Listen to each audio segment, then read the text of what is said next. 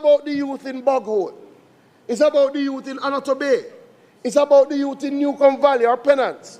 We have to ensure that they can see a future in agriculture, in fisheries, and in mining.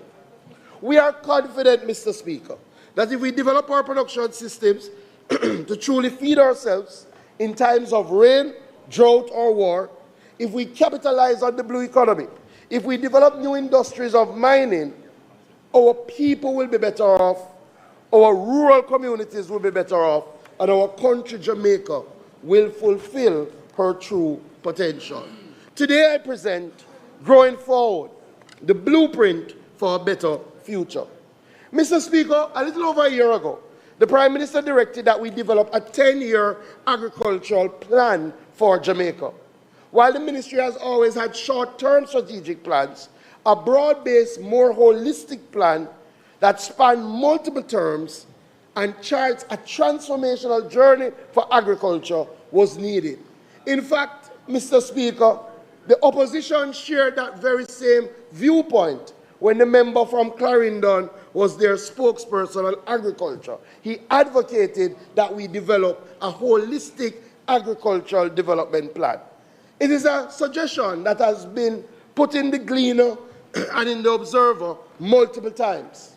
Members, I'm pleased to announce today that with the help of the Food and Agricultural Organization, we have completed a draft 10-year National Agricultural Developmental Plan. This plan focuses on resilient and sustainable production systems, innovative agribusiness and value chains, efficient agricultural trade, food security and nutrition, and also incorporates a number of cross-cutting areas like research, information technology, agricultural workforce, youth, gender, and predial larceny.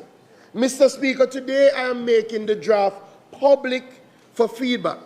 I will be sending a copy to the emails of all our members of Parliament so that you can share with us your contribution to this National Development Plan. We will also place the plan on the moa.gov.jm website for agricultural stakeholder feedback, and people can email in their comments. This is our plan. This is not one side's plan. This is Jamaica's plan to move agriculture forward. Members, as we seek to finalize our National Agricultural Development Plan, let me use today's presentation to outline some of where we are, the work that we have already undertaken to set the foundation for the plan, and some of the main initiatives for this year. In 2025, Jamaica's domestic crop sector produced 811,244 tons, representing a 5.7% increase over 2024, and in fact, the second highest level of output on record. Members, this is particularly significant when you think about the fact that for the last quarter, with Hurricane Melissa, we declined by 22%. What it means is that a year after Hurricane Beryl, our agricultural sector has rebounded so strongly that even with the impact of Melissa, we hit our second highest production numbers in the history of Jamaica. This is a testament to the hard work and resilience of our farmers. And members, we must applaud our farmers for their hard work and their resilience. But it is also a testament to the work of the government and the fact that over the last 10 years, we have made strategic investments in agriculture to build resilience. And we saw this resilience being tested after Hurricane Melissa. Hurricane Melissa stands on record as the most catastrophic weather event in the history of Jamaica's agricultural society. We saw $36.12 billion in losses. The World Bank estimated that the overall impact and the multiplier effects is over 60 billion Jamaican dollars. But, Mr. Speaker, this administration is not one to throw their hands on their head and say, woe is we. We have not rested on our laurels. This is not the spirit of the government of Andrew Holness. We have moved forward with action and set about on recovery. Within a week of Hurricane Melissa, we were able to restore 75% of our irrigation customers through backup generation, and over 90% of those customers got back water within 1 month of Hurricane Melissa. And you know what this government did? We provided that water free of cost up to the end of February. We provided free land preparation and have already prepared over 2,000 hectares valued at over $80 million free of cost to our farmers. We provided direct support to specific crop lines. We provided about $150 million in input to farmers of fruits and vegetables. We provided $100 million in specialized formulated fertilizer to over 7,000 banana and plantain farmers. And I know my banana and plantain lovers have been wondering, banana is coming back. We provided $100 million to reestablish 643 hectares of yam through the provision of yam heads, stakes, and over 5,000 bags of fertilizer impacting over 2,000 farmers. We provided $40 million to distribute 1.3 million hot pepper seeds and $39 million for apiculture or bee keepers, providing them with over 5,000 bags of bee sugar. Additionally, entities like the FAO, United Way, and American Friends of Jamaica have played a role in this recovery effort. Mr. Speaker, we have seen the results. Some expected that 6 months after Hurricane Melissa, Jamaica's agricultural sector would still be in shortage and we would still be seeing high prices. This has not been our reality. From as early as January, 3 months after Hurricane Melissa, we saw the tremendous bounce back of our vegetable production. In fact, when the BOJ met to speak about inflation, they said that the direct impact of Hurricane Melissa on inflation was less severe than initially anticipated due to a faster than expected recovery in agricultural supplies. Members, you may not know, but the first quarter vegetable production of 2026 is the highest first quarter vegetable production in the history of Jamaica. Mr. Speaker, it doesn't mean that all is well. It does not mean that we are out of the proverbial woods. And it does not mean that every single farmer has received support. That is not the case. We still have more work to be done to recover from Hurricane Melissa. There are crop lines which, based on the extent of the damage, require more long-term support.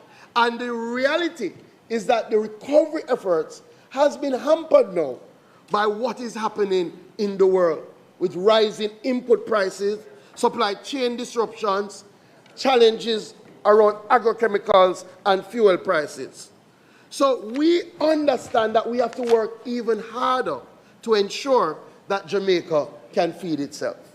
That is why we're happy that we would have received under this budget $1.2 billion towards our production and productivity program. I know there's a lot of talk about developing a fund for agriculture. One of the things that this government has done well is to institutionalize the funding for agriculture. In 2019, the programs around agriculture used to get $400 million. We moved that by 2021 to give those programs $1 billion Jamaican dollars. And since that time, we have maintained that every year since that, over $1 billion goes into the programs of the Ministry of Agriculture. Over $5 billion over the last 5 years directly to agriculture. And let us be clear, this is different from the money that we're spending on capital projects. Right. This is different than the money that we're spending on recovery. This is our programmatic budget. This government has taken agriculture serious. We're going to move into phase 2 of our recovery effort. And we're going to provide additional support for our livestock farmers, our yam farmers, our coffee farmers. In fact, we're exploring developing a voucher system that can provide direct support to those who are yet to receive. We have earmarked about $250 million to continue that agricultural recovery program. One of the things that we all know now is that if we are to grow forward, we have to grow some of it ourselves. And that is why we continue to encourage our people to engage in backyard farming. I myself have embarked on an aeroponic tower journey in my backyard, and I commend it to all the members. But the government is going to continue to support it. So this year, we will be continuing our backyard gardening program, and we'll be distributing 5,000 backyard gardening kits targeting urban spaces and also some aeroponic towers so we can increase the production at home. Madam Speaker, Mr. Speaker, we know Hurricane Melissa wiped out a significant amount of our fruit trees. And that is why we are redoubling our efforts to establish 3,000 acres of orchard crops by 2035. We're going to be focusing on ackee, breadfruit, mango, coconut, and avocado. In fact, we have worked with trees that feed, and we have gotten 3 new avocado varieties: the Hass, the Carla, and the Semel 34. Why is this important, Mr. Speaker, as a man who loves avocado? These varieties give us the ability to grow avocado right around the year. We will move it from a seasonal crop. We're also going to continue our citrus redevelopment program. We will bring back our citrus industry. Another one that we're focusing on is the Wambugo apple. If you haven't heard about it, look it up. We're now growing it in our agri-park, and we're going to use it to replace the very popular American apple. Came out of Kenya, has taken well to this environment. We're going to be focusing on that. In fact, Mr. Speaker, I have tasked Don McGlashan and Loxley Waits to work with the forestry and our seed certification unit and our nurseries to rapidly expand our fruit tree planting base.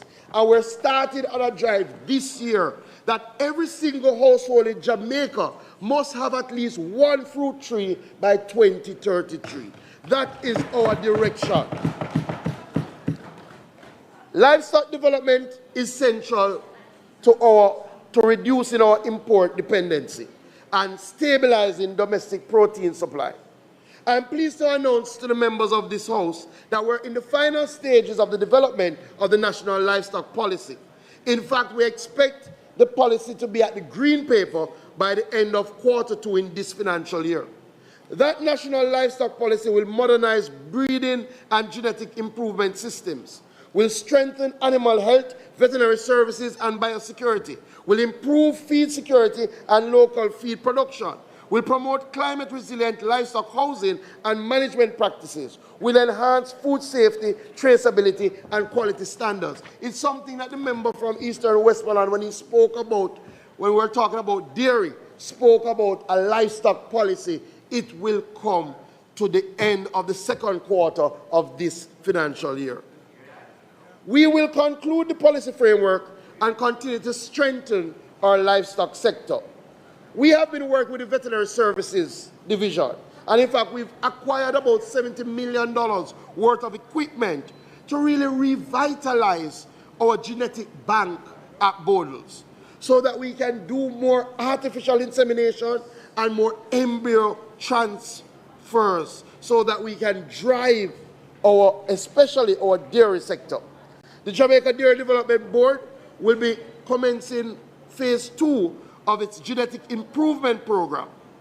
And we will be importing some high-quality animals. In fact, we have earmarked to import this financial year 200 high-yield animals from the United States. While we do that, we have already purchased 400 heifers from Surge, and we're going to be distributing those to farmers across the country to strengthen dairy production. On the small ruminant side, we're taking an ecosystem approach to expand small ruminants with a focus on genetics, nutrition, and veterinary care. We're building out fodder banks, we're distributing goats, we're distributing goat houses, we're strengthening our livestock training. In fact, one of the things that we have focused on is the rapid multiplication to expand our small ruminant herd. Last year, we brought in 255 goats. We did 152 artificial inseminations. This year, we're targeting to bring in 1,000 goats to help expand our small ruminant sector. Madam Speaker, I see the Minister of Water is here, and he's shared a report with me from the Meteorological Service, which has projected that Jamaica will experience drier conditions and elevated heat levels with the possibility of a protracted drought. In this financial year, RADA will intensify our drought mitigation strategy. We are going to be embarking on a 145 million mini water catchment pond construction program. What that means, members, in our high production zones, we're going to be building out water catchment ponds. And we're targeting those parishes that are known for drought. But we're not stopping there. We're going to have to start some trucking.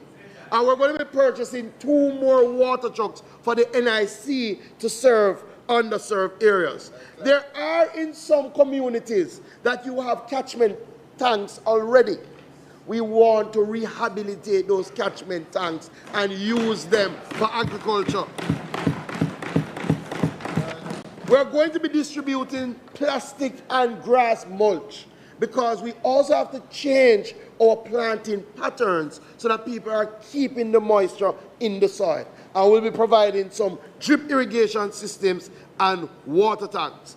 In fact, we're starting to roll out these interventions now. And members of Parliament, you are going to be a part of that rollout. So today you will get an allocation to help your farmers deal with the oncoming drought. We want to start now before it is too late. But that is just part of the problem. The bigger problem is, where will the water of the future come from? Yes, we are the land of wood and water, but water is always in demand.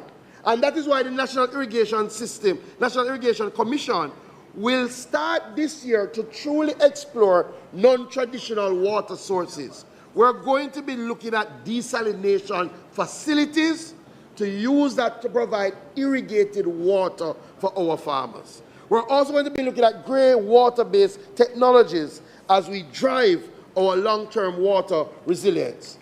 We are going to continue building out irrigation. In fact, we have earmarked 6,000 hectares to be built out over the next 5 years.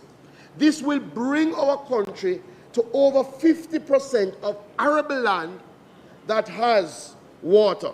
And what are those projects? The Pedro Plains irrigation expansion, which there is budget for that this year, to continue to build out irrigation that will serve over 4,000 hectares.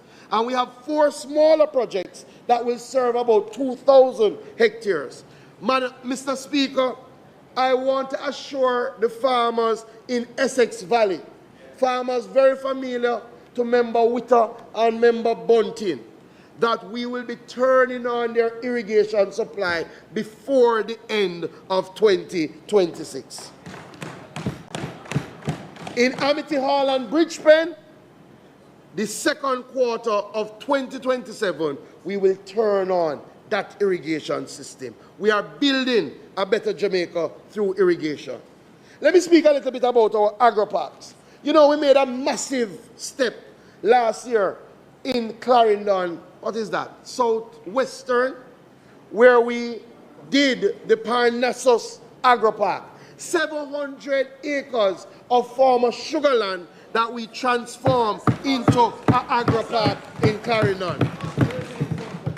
Farmers like Dorrit James and Noel Reed were able to get back in the field quickly after Hurricane Melissa. In fact, members, there's an article I would love you all to read. December 30, 2025, in the Jamaica Gleaner, where they spoke to Mr. Reid. And Mr. Reid, having lost so much from Hurricane Melissa, was back out in the field. And they asked Mr. Reid, why are you back out in the field? Mr. Reid said he is out in the field because he now has access to water.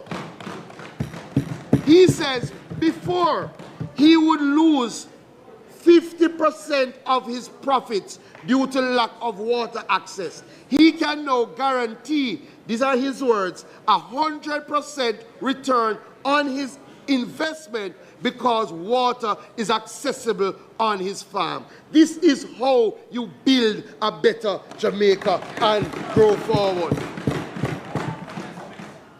This government has committed to the people of Jamaica that we will build an agro park in every parish. I spoke about it last year, and as such, let me update the House as to where we are. We have identified potential sites in every parish that does not now have an agro park. In St. Mary, New Pen has been identified, and we have already dug the well in New Pen, and we're designing a pressurized irrigation system. In Portland, Lower Layton has been identified, and we're going to be doing river training, we're going to be doing irrigation, storage, and a road network. In St. Anne, we've identified 2, Litford and Hindstown, and we're breaking ground for Litford this year to start the work on that agro park. In Westmoreland, we have identified Frome, started that feasibility study. In Hanover, Orange Bay and Spring Valley, we've started feasibility studies on those. In St. James, Montpelier seems to be the front runner for that agro park, and in Trelawney, Long Pond and Ettington, those are the areas that we're focusing on. One of the things that we're doing, Mr. Speaker, it doesn't make sense. You're in our agro parks, you have the land, and you're not using it. We are taking back the lands from people who are not using the lands in the agro parks. Last year we took back 120 acres, and we have identified another 280 acres that we're planning to take back this year if people don't put them into production. This will increase our utilization closer to 80% of our agro parks. Mr. Speaker, as we grow forward to build resilience, we understand that protected agriculture is a fundamental part of our strategy. Today, I am pleased to inform the nation that this government is embarking on the largest outlay of protected agriculture structures in our history. The government is spending $800 million constructing 95 greenhouses across 4 parishes before the end of this year. Moko Clarendon, we're doing 40 greenhouses. Lancaster in South Manchester, we're doing 10 greenhouses. Water Valley in St. Anne, we're doing 20 greenhouses. Damhead in St. Catherine, we're doing 10 greenhouses. Damhead, I think, is the member Crawford. Blackstone Edge in St. Anne, we're doing 15 greenhouses. In Content Manchester, Damhead is you, 10 greenhouses. In Content Manchester, we're transforming our greenhouse cluster into a protected agricultural zone, complete with storage and a new farm road. We are growing forward through protected agriculture. One area that I must address, under the Green Climate Fund Adapt Jamaica project, we are seeking to design and build greenhouses that can withstand Category 5 hurricanes. Is one of the hallmarks of the project. We're going to be designing a greenhouse that is fit for purpose for our reality, and we're going to be spending over $1.5 billion over the next 5 years to roll out those greenhouses.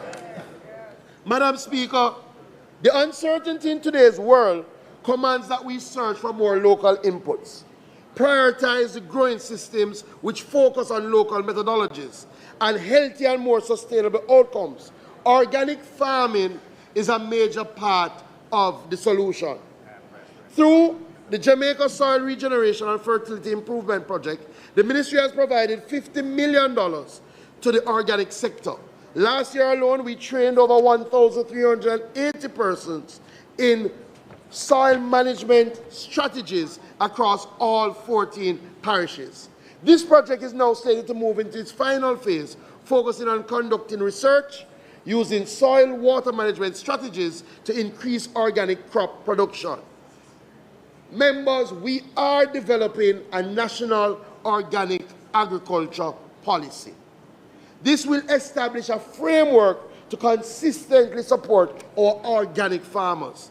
It will include certification systems, capacity building for farmers, and market development strategies. Importantly, Mr. Speaker, we have met with the private sector. And one of our hallmark projects that we're looking to work on is to develop a local organic fertilizer, which will help us in real ways, not just improve small health, but what we're looking to do is to reduce the organic waste in our country and turn that into fertilizer to help our farmers. Members in this house are familiar with the challenge that we have, where oftentimes our farmers do their best and then don't have markets for their produce. We have to address these challenges. And we're going to take a holistic approach to address these challenges. Firstly, we have to increase storage. We're spending billions of dollars in Essex Valley, and we would have launched last year the Essex Valley Storage and Agro-Processing Facility, which can hold about 22 containers of produce. We are presently using it now to store things like Irish and things like onion. We are, and scallion. We are seeking a private sector partnership for its long-term management. In Kirkvine, we're spending $100 million to build out 350 square meters of storage. I can tell the member from Central Manchester, we are opening that facility in another 2 months.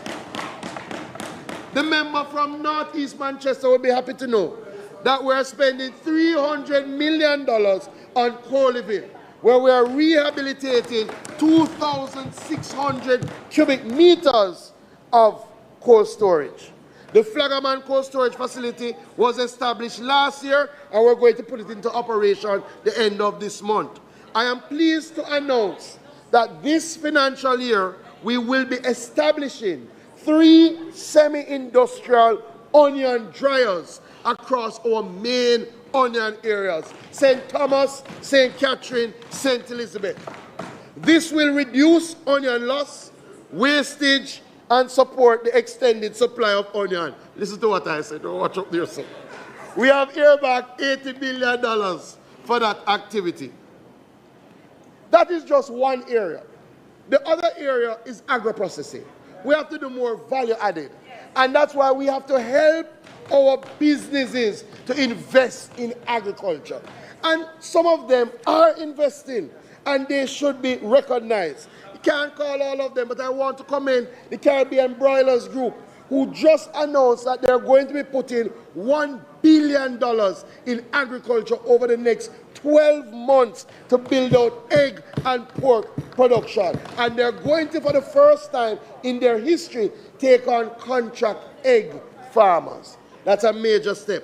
Walkerswood is now expanding their capacity threefold, and they're investing in the Parnassus Agro Park. And it's not just big investment. Some of the best value-added investments are small investments. And I want to congratulate Believe Farms. If you haven't heard the story of Believe Farms, a young lady who went to university, decided she wanted to be an entrepreneur, is from Kingston, had no land, went to her agro park, started with 5 acres, now has 22 acres, and has gone into her own line of sweet potato chips and soonies. And she joins us in the house, and I'm very happy that she could be here with us today. The chips members are in your bags. Every bag of a chip. But in order for us to have more business type investment, we have to ensure that our agricultural sector is bankable. In 2021, the ministry engaged the private sector around appropriate insurance protection for agricultural sector from weather-related peril. Weather Protect by GK Insurance was born, a parametric insurance scheme which guards against extreme wind, rain, and drought. 5 years later, and hundreds of farmers have benefited, including payouts from Beryl, Raphael, and Melissa. But the truth is, members, hundreds need to be thousands. These extreme weather events are a part of our everyday reality. And as such, insuring crops against these perils not only makes our farmers more bankable, but also gives them the security to recover faster. Today, members, I'm pleased to announce that as we grow forward, this government will be providing $50 million to provide insurance coverage for 5,000 farmers, prioritizing our agri-parks, our youth, and our women. We are growing forward. Madam Speaker, as we speak about agro-processing, RADA has to play a more active role in agro-processing. And what we are doing, and you will like this, Mr. Speaker, we are revamping the RADA incubators, started with St. James, where we have to provide a space with more suitable equipment for small agro-processors, so they can engage in recipe formulation, small-scale production, and start to build scale. Then we're going to use the RADA Agrimat as the outlet for them to sell their products. Additionally, the RADA Home Economics Unit will be seeking to engage our fast food companies and agro-processors with recipes that they have developed utilizing local produce for commercialization. We will be also engage in the Ministry of Education to develop a slate of products for distribution that utilize excess agricultural produce. The last area to deal with the excess is our farmers' market. Our farmers' market have worked, and we are going to now ramp up the numbers of farmers' market that we have. We're going to increase the number that we have at the ministry. We're going to target areas like Negril, St. James, Portland, Portmore, to keep more farmers' markets. Members, I could not speak without talking about what we're doing with technology. If you have not yet downloaded the RADA app on the Android or in the Play Store, please do so. In your iPhone store, please do so. The app now has a feature that the farmers can use the app to apply for benefits directly. And it gives us the ability to track if they have gotten or not. But we're going a little further. One, we have completed phase 1 of a digital platform which centralizes crop production data, giving us real-time visibility in what is being planted, where it is located, and how it is progressing through each stage of the crop cycle. This is a predictive AI-driven tool that will allow us to do better forecasting of supply. What it means, members, is that the farmer, prior to planting, will be able to see how much tomato is being planted in his community, in his parish, in his country, so that he makes better decisions. We have another thing that we're unveiling, a national agribusiness logistic map that will help us to provide real-time market data, especially in relation to pricing for all our consumers and our distributors. But the last one, members, that I think you will like. We are introducing today a new digital tool for members of this honorable house. This platform will provide you MPs with real-time visibility into the agricultural activity at your constituency, allowing you to see what is being produced, where it is happening, who is receiving benefit, allowing you to contact your parish manager, allowing you to submit your beneficiary listings. It will also include a module for farm roads. So you will see the agricultural access roads in your communities, the location, the length, the number of farmers they serve, so that you can make better decisions in relation to which farm roads are to be prioritized. MPs are critical partners as we grow agriculture forward. Mr. Speaker, Jamaica Food Import Bill continues to place significant pressure on foreign exchange and the cost of living. While Jamaica has been able to achieve self-sufficiency in poultry, pork, eggs, and most of our vegetable lines, our consumption of grain and wheat and the increase in animal feed, plus fish and mutton, still make Jamaica very susceptible to global inflation and supply chain shocks. As a part of our 10-year development plan, we will be expanding our import substitution drive. But we're not starting from scratch. Through programs led by the ministry, we have already made important progress in reducing import reliance in several areas. The Onion Development Program has significantly expanded local onion production. Our Irish Potato Program continues to support greater local supply. Investments in poultry, pork, and protected agriculture have helped strengthen domestic production in our vegetable lines. We will ventilate this more, especially when we have finalized the plan. But it suffices to say that we will be taking policy and programmatic steps to increase the local production of components of our animal feed. One of the challenges we have is as we drive our poultry industry, as we drive our small ruminant industry, we're seeing increased imports for animal feed. We have to substitute some of that with what we can produce locally. The other thing that I will speak about later is our increase in aquaculture. We have to bring down the amount of fish that we import.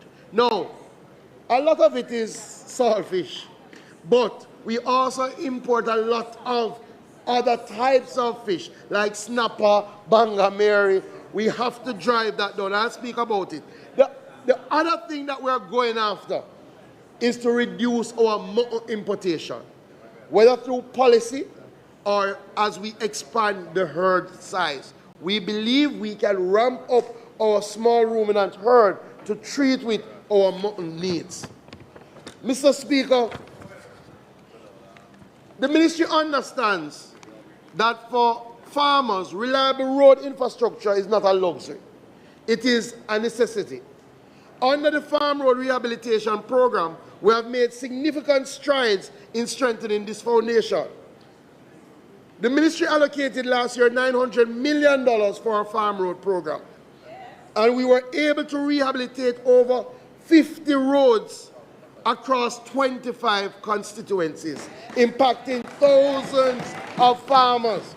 Cave Valley, Frankfield, Temple Hall, Williamsfield in Manchester, Leamington in Westmoreland, all a part of last year's program. But we are consistently looking how can we do it better. Last year we piloted a unilayer soil and concrete road in East Rural St. Andrew. That technology out of Mexico, mix the soil with the concrete. It leads to a more cost-effective road. We wanted to see the strength. It went through Hurricane Melissa and it stood up extremely well. And if you know East Rural St. Andrew, the terrain is challenging. We want to expand that program. We're going to take it slowly. We're going to be doing 6 more this year, especially targeting the areas that are extremely vulnerable. Under the Farm Road Rehabilitation Program, we're targeting to do 60 roads across our production zones this year. One of the things that I want people to reflect on, last year in total, Minister of Finance, and we thank you, last year in total, between our original Farm Road Program, which was 52, and our Melissa Rehabilitation Program, which was 39, we did last year 81 farm roads. Which, let me tell you something, that 81 farm roads is more than the other side ever did in all their years of government since independence.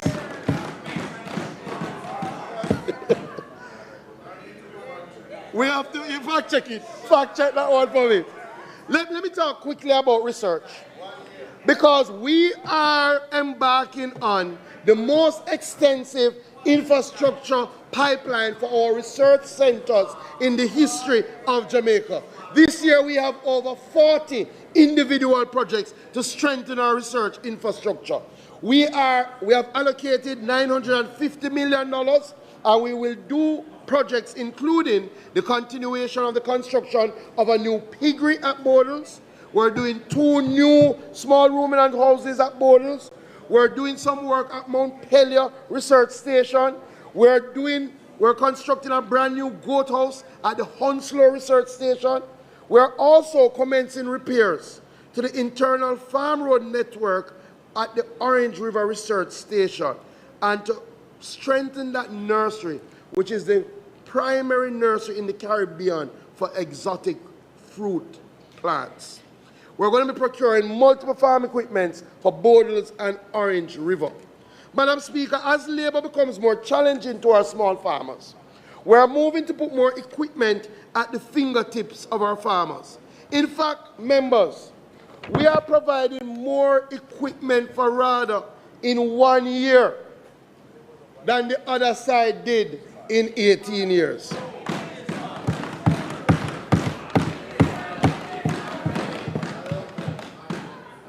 This year,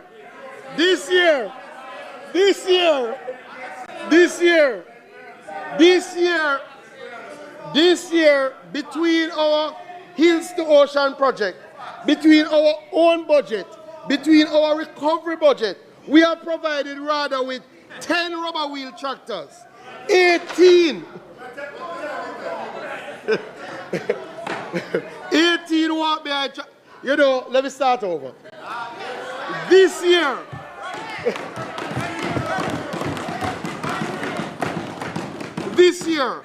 between our Hills to Ocean project, our own budget, our recovery budget, we are providing RADA with 10 rubber wheel tractors, 18 walk-behind tractors, 26 soil augers, 4 sprayer drones, 3 surveillance drones, all of which will go into the equipment rental program for our small farmers. I wouldn't speak. Minister, I would just continue. Your yes. 15 minutes starts now. I wouldn't present without speaking about our youth. Mr. Speaker, in my last sectoral presentation, I announced the development of our national youth in agriculture policy. I am happy to announce today that I am tabling the policy as a green paper. We have concluded national public consultations with a wide variety of stakeholders, which will inform the final white paper, which will be presented within Q2 of this financial year. The youth policy will expand technical and entrepreneurial training, will provide structured pathways to land and financing, will promote youth-led climate-smart agriculture, will improve access to insurance and risk management tools for our youth, and will institutionalize youth participation in our decision-making policy. Madam Speaker, our youth represent the new frontier in persons engaged in agriculture. And it would be remiss of us not to recognize that more young people are coming into the agricultural space. Madam Speaker, in fact, in the last 2 years, we have seen a significant increase in youth farmer registrations. In fact, 1 in every 5 registrations is a youth farmer, which means, Mr. Speaker, we have added nearly 4,000 new youth to our agricultural database. I'll go a little further. We had put forward a policy to say that young people must have at least 25% of agricultural land in the agri-parks, and that has held true. But for the last financial year, where we provided 200 acres of land to our youth, that represents 34% of all the lands we had available last year. Our youth are doing extremely well. And we have to continue that. This year we will be rolling out scholarships for the top boy and top girl in each parish in agricultural science. If you are the top in the parish for agricultural science, we will give you a scholarship to go to Case to continue in agriculture. The other thing that we're looking to do is that we have to take the next 5 years to transform Case into a university. The reality is that the Ministry of Agriculture has increased its support to Case, in fact providing approximately 80 million annually to do the development to ensure that the training is top-notch. We have helped them and worked with agencies like Ofana in developing a tissue culture laboratory. We have developed a state-of-the-art broiler house, a modern piggery, goat barn, and now we're going to be working with Case to develop a hatchery to help us deal with any shortage in layer pullets. Case will be that institution that will drive the resurgence.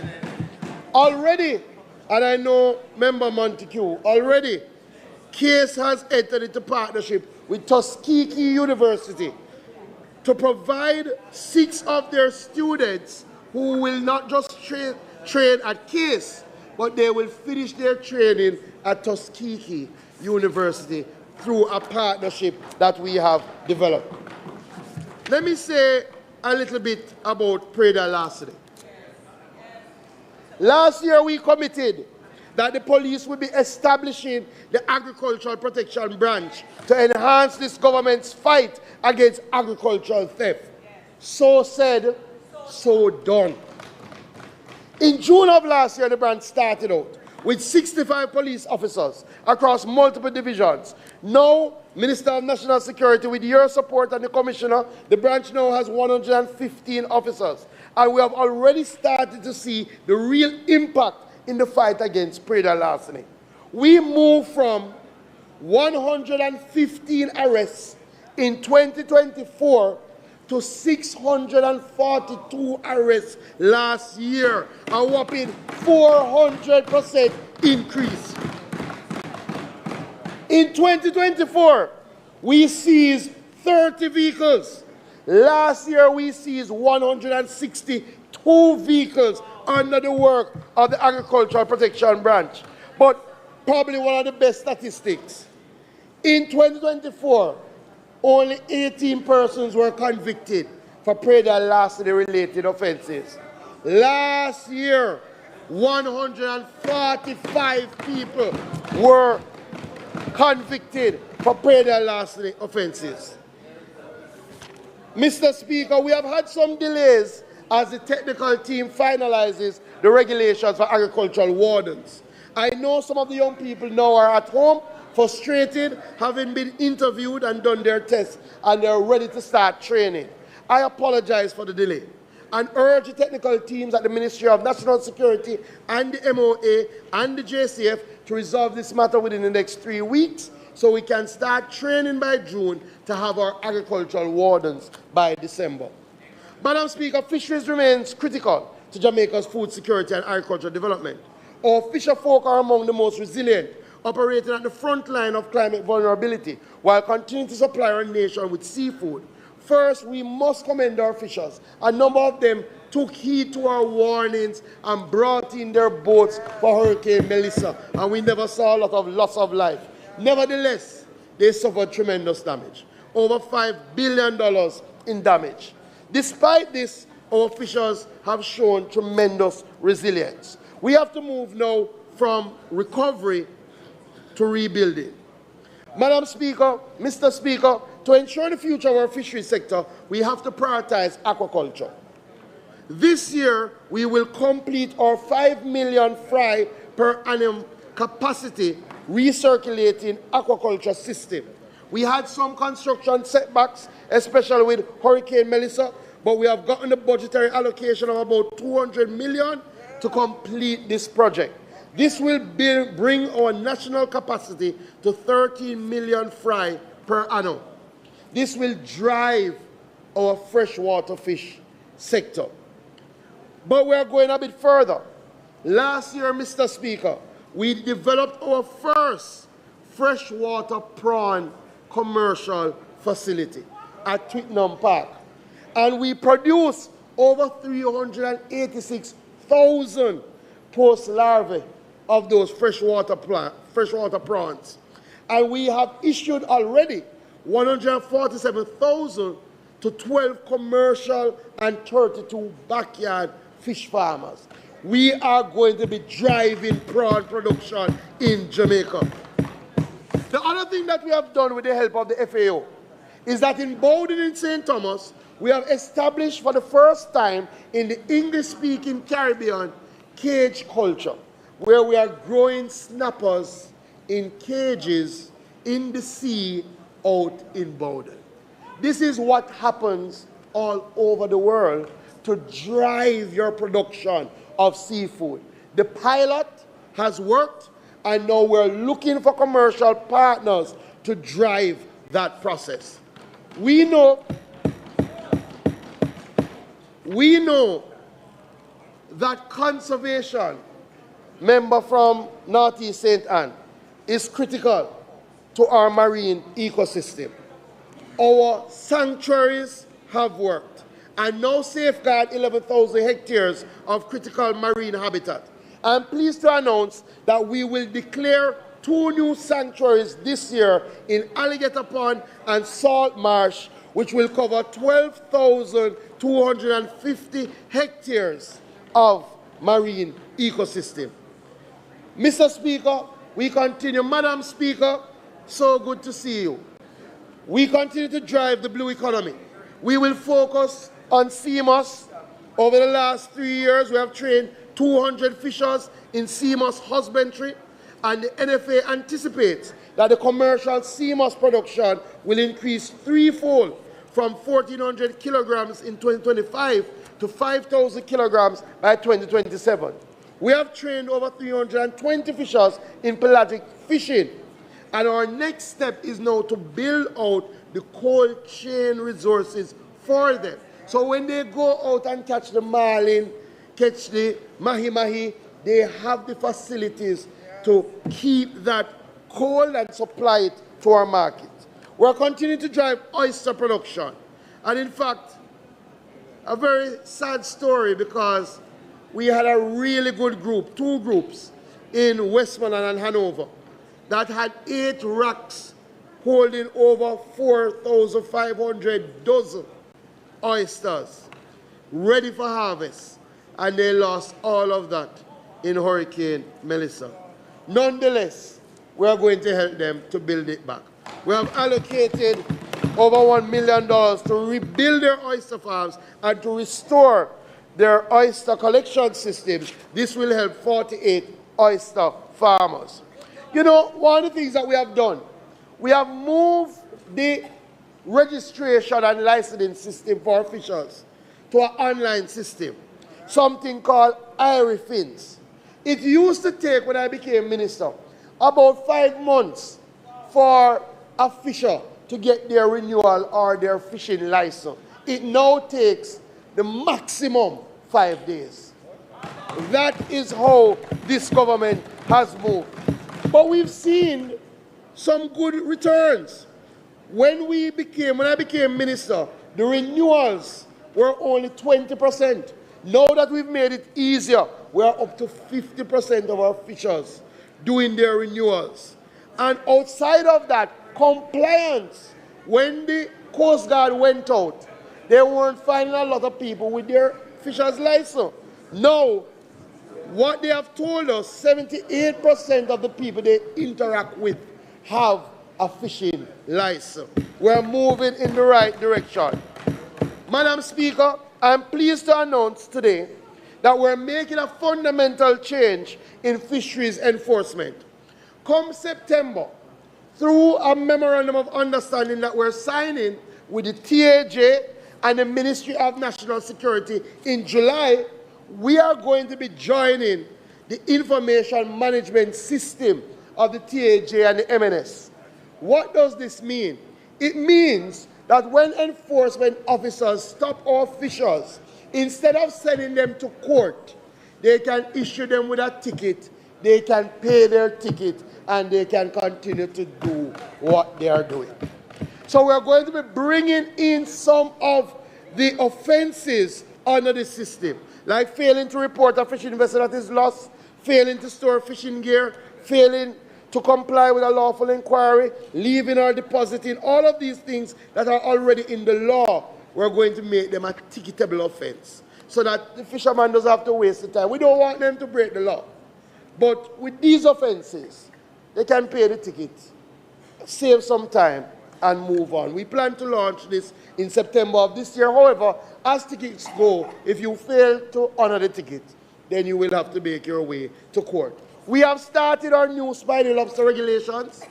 In fact, lobster is available now if persons had declared that they had lobster prior to and have taken all the steps under the law. I think this is a major step in managing our fisheries. Additionally, we have to do some more in fisheries management. So I'm putting the industry on notice that we will have to start moving now to deal with the size of the fish that we catch. If they are too small, we have to put them back. We have done significant consultation, and what we're now going to be moving to do is to do regulations that stipulate the size of the fish. We have the enforcement officers that are now there. We're saying to the fishers, help us to help you. It doesn't make sense we destroy that we benefit from. We're going to be prioritizing our fishing beaches, and in fact, last year, we did significant work on our fishing beach infrastructure across Black River, Portland Cottage, Pagy, Salem, spent about $88 million retrofitting some of our fishing beaches. This year, we're going to continue that work. White House Fishing Beach is slated for major work. We've started that work. We have about $34 million. We're going to come and open that together, me and the member from Eastern Westmoreland. Additionally, we have acquired 2 additional properties, one in the Braham Wharf in Westmoreland, the other in Green Island in Hanover, to set up 2 new fisheries offices. We're going to continue our boat program. We're going to be doing 20 boats and 20 engines each year. We're also going to be establishing 2 additional fuel depots, one in Trelawney and one in Portland, so that our fishers do not have to go too far to get their fuel. I will now turn to mining. Madam Speaker, the mining sector remains the cornerstone of the Jamaican economy. 10 minutes. The mining sector remains the cornerstone of the Jamaican economy, driving 85% of traditional exports, making it a significant contributor to national development, accounting for about 2% of GDP. Especially at this time of recovery and reconstruction, it is critical that our mining sector continues to grow forward. In 2025, export earnings from our bauxite and alumina subsector was $612 million. And we are seeing increased investor confidence where the investment in our mining sector for bauxite moved from $251 million to $326 million last year. In fact, Hurricane Melissa did, Madam Speaker, have a significant impact on the productive capacity of our bauxite and alumina subsector.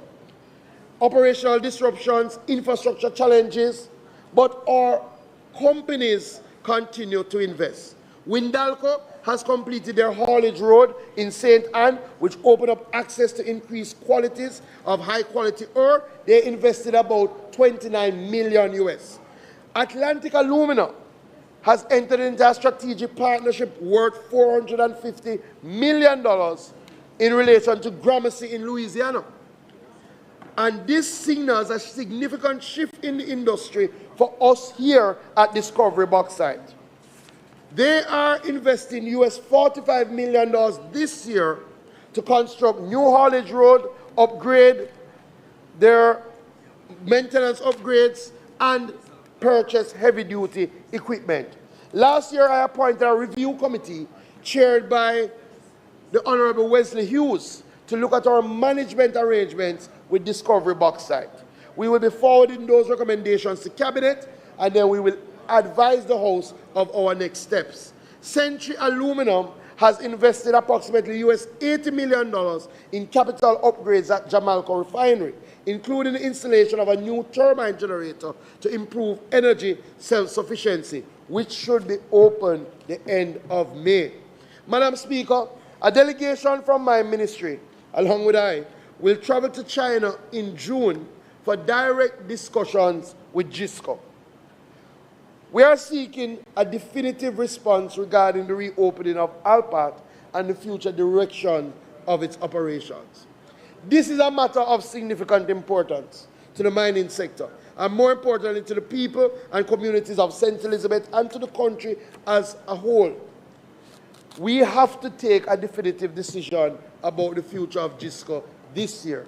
They had indicated to us that they would start the phase reopening towards the end of last year. We have already set a date to meet with them in person so that they can tell us their plans. If they don't have any immediate plans, the government will have to act. Madam Speaker, a lot has been made about rare earth elements in the past, but unfortunately it hasn't amounted to much.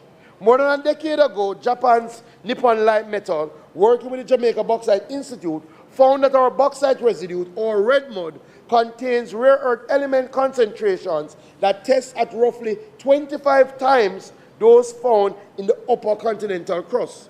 Yet the project never proceeded further due to a combination of factors, including world pricing and the fact that what was designed was a pilot, not a commercial plant.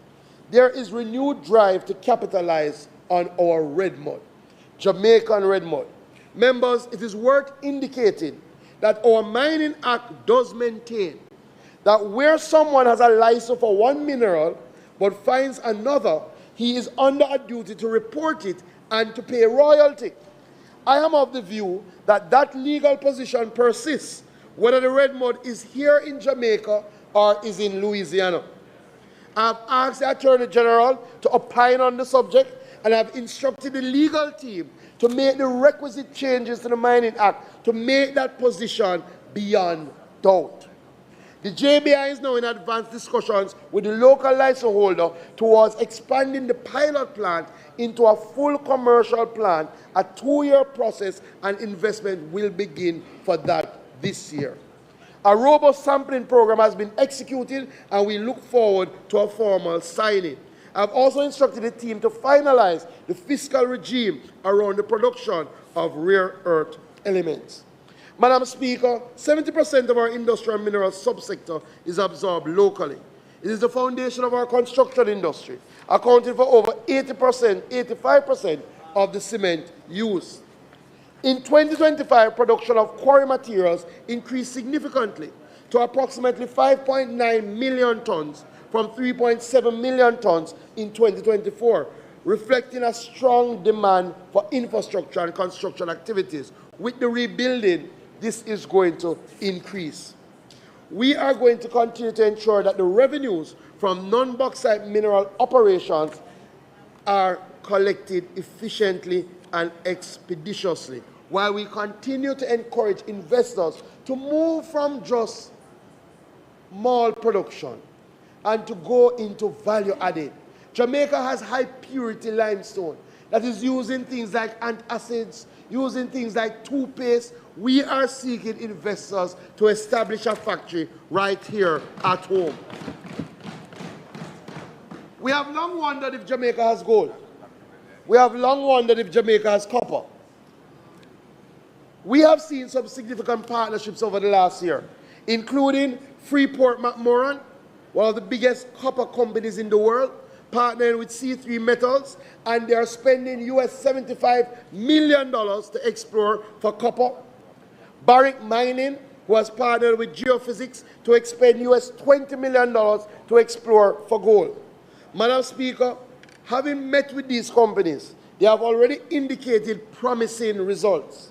C3 Metals have reported encouraging signs of possible large copper deposits and is moving to further exploration. If these partnerships uncover commercial scale deposits, this country will reap great returns. Not only will we see increased export earnings, but we will significantly benefit from the revenue generated through imposed taxes and the collections of royalties. Madam Speaker, the Jamaica Bauxite Institute has redoubled its effort to strengthen bauxite communities with a strong focus on agriculture. You know what we have found? Where the community councils are strong, there is significant engagement. Where the community councils are weak, there is poor engagement. We did 7 audits of bauxite community councils last year, and we're going to be restructuring the community councils. One of the things that's non-negotiable, the MP must have a representative on the community council. Very, very important. And we are going to partner with the SDC to bring in some new blood on these community councils. We have embarked on phase 8 of our Bauxite Community Development Program, and we will be spending significant sums on a number of areas. 70 million will be support education activities, 30 million has been earmarked for healthcare. Operation Pipe Water will be accelerated to bring water infrastructure into communities that now does not have water. We are increasing the allocation to members of parliament. Some will be increased by 25%, some by 50%. In fact, no, it's 100%. Sorry, it's 100%. Yeah, man, it's 100%. It's 100%. We have identified 50 acres of land in St. Anne to help with the development of an agri-park. And importantly, in 2024, we launched the Hoylett Lambert Scholarship, where we gave 14 students scholarships amounting to 500,000 each. I'm pleased to announce that we're expanding that, we're doubling the support, and this year we will be offering 30 scholarships to students in bauxite parishes who are studying science, engineering, logistics. Reynolds Port is critical to the future of Jamaica, and we do have a plan to reduce its energy consumption by 84% using renewable energy, but it will take more. Last year we accommodated 122 cruise vessels, and we continue to drive our limestone exports. We have to do a redevelopment of the Reynolds Port.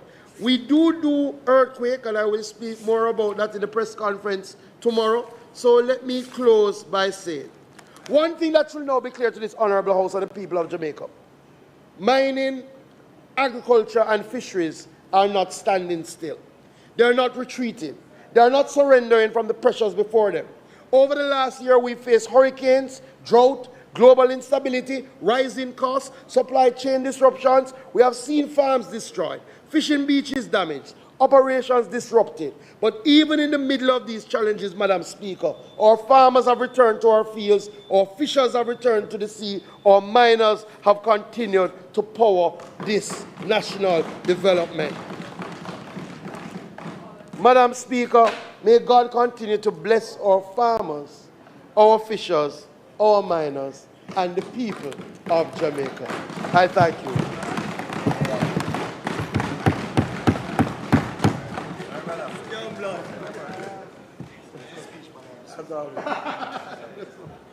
Bless her.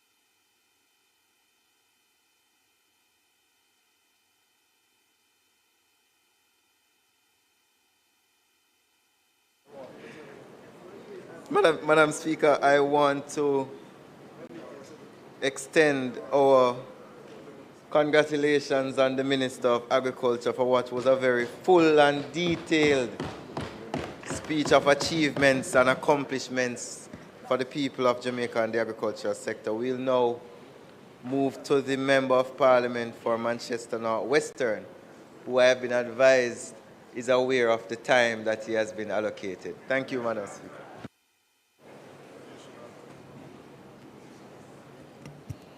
Members, please make welcome to his feet.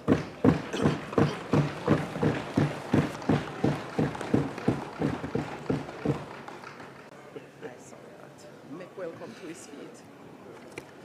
Thank you, Madam Speaker. Madam Speaker, I rise today to make my contribution to the sectoral debate. Let me restart your time. Permission to speak from a seat other Madam than your own. Speaker, permission to speak from a seat other than my own. Permission granted. Thank you, Madam Speaker. I rise again to make my contribution to the sectoral debate with a deep sense of gratitude to the voters of Northwest Manchester, who last September returned me for a fourth consecutive term as Member of Parliament. Gratitude is a must. As we embark on this new term of office, I pledge to continue serving to the best of my ability. I am grateful to the Leader of the Opposition, who is absent today, who is at the funeral for former Minister Hugh Hart, for reappointing me as Shadow Minister of Transport and Mining. I intend to be vigorous and effective. Truth be told, Madam Speaker, the state of both the transport and mining sectors is unhealthy, on life support, and just awaiting the formal pronouncement of death as they limp along, devoid of policies, daily shifts in negative narrative, and perpetual decline. To my family, my wife Rhonda, who is in the gallery, my daughters Isabel and Gabriella, my mother Sandra, my father Peter, who is doing quite well in retirement, and my siblings, you are the very bedrock of my existence, providing the steadfast support that sustain me. Madam Speaker, I want to recognize the students and the teachers from Mile Gully High School, the only high school in Northwest Manchester, and constituents and other visitors, members from the transport sector. Madam Speaker, I turn my focus to transport, a sector currently besieged by frustration for long-suffering commuters and operators. For a decade, spanning the tenure of 4 different ministers, I have consistently demanded a coherent diagnostic and implementable transport policy. The absence of such a policy framework has led to a serious deterioration in uncertainty and efficiency, culminating the embarrassing spectacle of state and private entities now aggressively jostling for passengers and fares across Jamaica. On April 20th, 2026, barely a month ago, the Oakhurst to Kingston corridor was plunged into chaos as bus operators withdrew their services. They were protesting against the state-owned JUTC, whose recent incursions into their licensed routes have been described as a direct assault on their livelihoods. These operators contended that the JUTC is leveraging artificially low fares to create an unfair competitive environment, whittling away routes' revenue expectations. Madam Speaker, this act highlights the desperate need for a coherent policy. And it also begs the question, is it now the administration's intent to cherry-pick profitable routes for state takeover? Does the JUTC still hold an exclusive franchise for the KMTR under the Public Passenger Transport Act, where it is obligated to provide an adequate, safe, and modern service, or has it abandoned its original purpose? Furthermore, It is the same transport authority, by law, dictates fare structure. How can the government justify undercutting those very rates approved by the cabinet, effectively cannibalizing the route yield of the very same investors it has licensed? Madam Speaker, what can really go so, and how unjust can this government be? These are policy issues that the minister must address through the formulation of a comprehensive transport sector policy. So the very investor, financial institution, operator, worker, and importantly, the regulator can have clarity about the roles of all stakeholders in the industry. Without this, Madam Speaker, whatever is the minister's claim, the decline will persist and there will be no prospect of real improvement of transport service for our people. The minister must also be transparent about what he considers improvement under his stewardship. Is it the unchecked explosion of road license? The rampant chaos of taxis performing stage carriage functions? Or is it a race to the bottom where suppressed costs have sacrificed all meaningful service standards?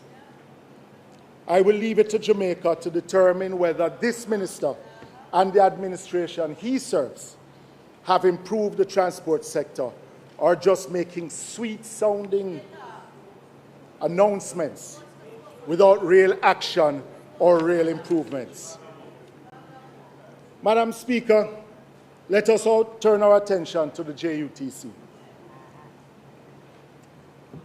For a decade now, the JUTC has been languishing the hospital's accident and emergency department, left on a bench without a bed. They have called on a carpenter to examine the patient, when what is truly required is oxygen and a skilled physician to diagnose the ailment and prescribe the cure. Maybe we could have retained some Cubans for that. Madam Speaker, the JUTC is currently in its most pathetic state since its birth in 1998. The financial wreckage is undeniable. The JUTC has incurred cumulative losses of more than $100 billion over the last decade. A direct consequence of this administration apathy that has left the company in this pathetic state. Madam Finance Minister, listen. Imagine if we had wisely directed those precious taxpayers' dollars.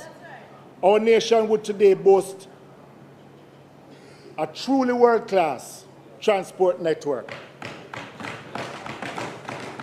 Furthermore, under government's accounting standards, the massive subsidies granted to the JUTC are recorded as revenue, creating a deceptive veneer that masks the entity's true perilous financial condition. This financial toll is immense. A staggering $14.8 billion loss is projected for this financial year alone, with the entity remaining operational only through a $11 billion government grant. Madam Speaker, despite acquiring over 250 new buses, the JUTC farebox revenue, the acid test of performance, and the very lifeblood of its operation has remained largely stagnant or fallen, failing to reflect meaningful growth in any of the measuring tools: bus run-out, fleet availability, cycle trips, revenue, staff-to-bus ratio, and cost recovery ratio. The minister also needs to be reminded that fleet addition will never lead to higher fleet availability unless there is a fleet maintenance. The JUTC's daily operational dispatch remains stubbornly below 300 units, over 450 in 2016 when we were in government. This is a damning indictment considering that with 250 new acquisitions and 170 older units, the serviceable fleet should stand at 420 buses.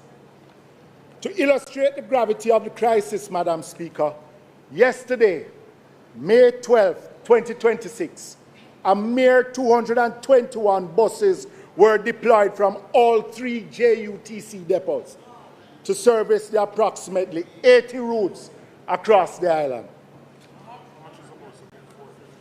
450 is an optimal number. In his contribution last week, Madam Speaker, the Minister made heavy weather of the 86% surge in charter revenue. The reality is that the fare of paying passengers have declined by 29% year to date, a figure that confirms JUTC remains comatose. The financial devastation has worsened as we look ahead to the 2026-27 fiscal year. JUTC's operating expenditures have skyrocketed to a massive $17.4 billion. This represents an unparalleled $7 billion spike compared with the previous period.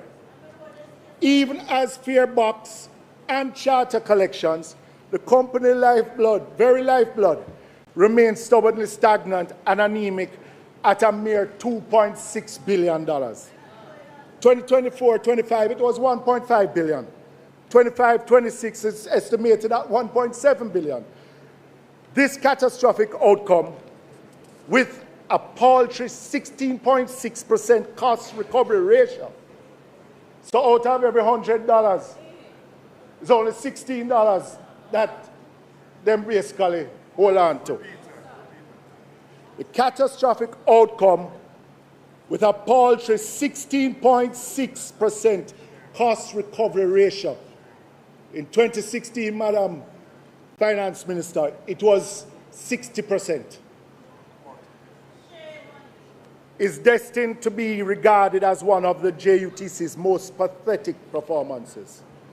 Given the overwhelming maintenance and administrative costs associated with fare collection, including hardware and software, and the staff requirement of cash handling, we find ourselves at an absurd crossroads. It may be more financially responsible for the government to offer the bus service free of costs and save money rather than maintaining this facade of charging fares for much longer. Madam Speaker, the moment has arrived for this administration to demonstrate genuine and earnest resolve to rescue the JUTC from its current peril. It is truly alarming that although 66% of the current fleet comprises newer units, repair and maintenance costs are set to increase by $3 billion, reaching a staggering $4.2 billion. This is a massive leap from the $1.3 billion recorded in the prior fiscal year. We have to ask what really have gone on at the JUTC. The data is even more chilling. With the fuel allocation projected to rise by an unprecedented $1.3 billion. This is despite a fleet that is primarily powered by CNG and electric buses. This surge arrives even before the impact of global price shocks from the Iran conflict. We must ask what level of internal dysfunction is at play, Madam Speaker. What can really go so? What the minister has been doing is the very definition of sweet talking without substance or real improvement. Furthermore, the JUTC persists in its haphazard rollout of rural transport system, including coach buses. This strategy persists despite the lack of supporting data. This operation is bleeding millions in costs every month, while stagnant, anemic fare box revenue fails to cover even half the operating costs, while the KMTR routes remain underserved. We have called upon the administration time and time again, Madam Speaker, to answer the simple question: why has it taken so long for a national transport plan? What is the long-term vision to rescue and improve our public transportation system? We certainly did not hear it in the minister's presentation last week. This ad hoc patchwork approach, Madam Speaker, has proven to be a failure and will continue to fail both our long-suffering commuters and transport operators. I would like to share some Transport Authority data with my colleagues. In 2026, licenses were granted to 1,600 hackney carriage operators in the KMTR. In 2025, we have 5,200. 363 route taxi in the KMTR in 2016. In 2025, 2,466 route taxis. 12,000 route taxis island-wide in 2016. 20,275 route taxis island-wide in 2025. When you examine these numbers, Madam Speaker, staggering 225% explosion in hackney carriage license within the KMTR over 9 years, together with a 168% surge in route taxis island-wide, reveals the gravity of the crisis. The Transport Authority is merely a cash cow with no interest in quality service. With no additional parking infrastructure, no rationalization of existing systems, and no coherent plan for public transport. Madam Speaker, how much longer must this nation languish before this promised transport plan be delivered? It is no wonder, Madam Speaker, that what is witnessed daily is chaos and mayhem in every town centre across Jamaica, where both operators and commuters are crammed into cars as if it were the Middle Passage, relegating them to a second-class status. I will not dwell upon the escalating confrontations between law enforcement and transport operators. These skirmishes frequently endanger our commuters while projecting an image of public disorder and anarchy. Much of this systemic chaos, Madam Speaker, is a direct consequence of the clear deficit in parking infrastructure. It is the government's fault because the road traffic regulations cannot be fairly enforced in such an environment. Consider the sheer absurdity of doubling taxi license from 13,000, near 14,000 in 2016 to merely 28,000 in 2025, while providing no meaningful parking facilities or logistic support, Madam Speaker.